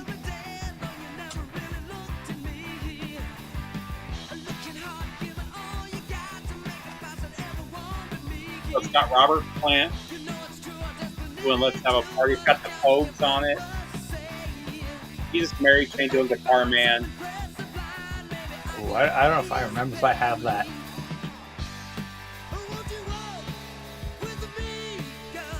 The Primitive.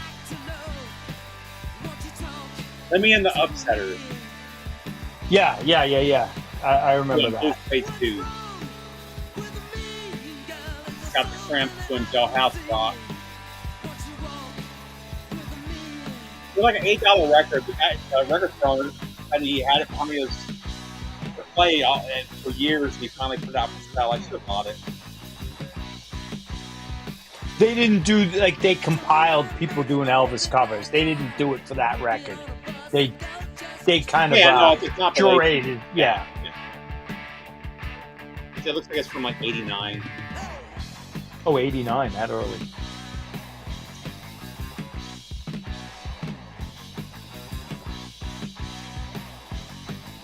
I'm probably going to end this soon. I'm pretty tired. Yeah, that's fine by me. It was a mail order from Enemy Magazine. You remember that magazine from back in the day? Yep. Which magazine? Enemy. I don't remember that at all. Oh, Yeah, Enemy. I have a few of those comp singles that are great. I have one with Celtic Frost. I have a couple of those.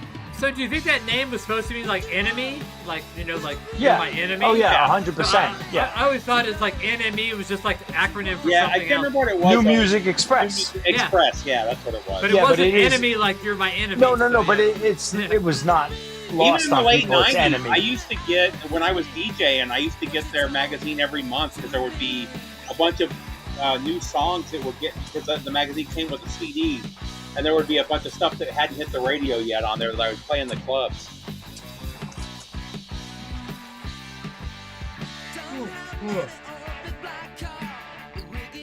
Oh, actually, I don't. I have the sounds ones. I'm confused. I was thinking these comps, and it's got like, you know, these are pretty good. This has, what does this have? Motorhead, The Stupids, Creator, and Celtic Frost. So pretty cool to get like really free. Cool, yeah. But you could get these on eBay for like $2 with the shipping. I've got a Christmas one from one of those magazines that, you know, had like a Reverend four, like Heat, metal I band. found out from an Enemy comp when Fucked Up Ford came out. Was that like their third record or their second record? That was on there, so that's how I got turned on to Reverend Horton Heat back in the day. Or 50 Ford, I think was the name of the song. Yeah. There was a magazine, an industry magazine in America. CJ, I can't remember, but they would have CDs of all the newly signed or unsigned bands. And CMJ magazine. I have a lot of those. That was another one I got every month when I was DJing. Because I had like this many of those, and that's where I had like more the roots bands. That was the era I was collecting. So I had like BR 549, the Derailers. That's the number from Hee Haw, BR 5. Yeah, 100%. What a great band they were. Yeah, it's a really good band. They only did a couple albums, right? Yeah. They were great. They were great live band. They could just never capture it on the record. Actually, you know who turned me on to that band was LJ. So I saw that band talking about them. Yeah, I remember talking to LJ about them. I saw that band early. Like, I was into rockabilly, and I ran into an older guy from Nashville, and we were saying, oh, we're going to Nashville. This was 94. I think that was our trip to Nashville. He said, oh, there's a band that plays a bunch of covers. You know, a band that they play a boot shop. And that was the famous boot shop where Willie Nelson used to go pitch his songs. But it's a boot shop. I'm like, what do you mean a boot shop? He's like, it's a shoe store that turns into a nightclub at night. And like, what? So we went and saw this band, and they played all night. They didn't take a break, and it was all for tips. And if the bass player had to piss, he put the bass down, ran to the bathroom. They kept playing, and he came back, and no breaks. It was all like Johnny Horton, Carl Perkins, Hank Williams. It was amazing in '94. Like, to go to Nashville and see like 1950s Nashville. And I think those guys were friends with a buddy of mine who lives in Boston. They were from Kansas, actually.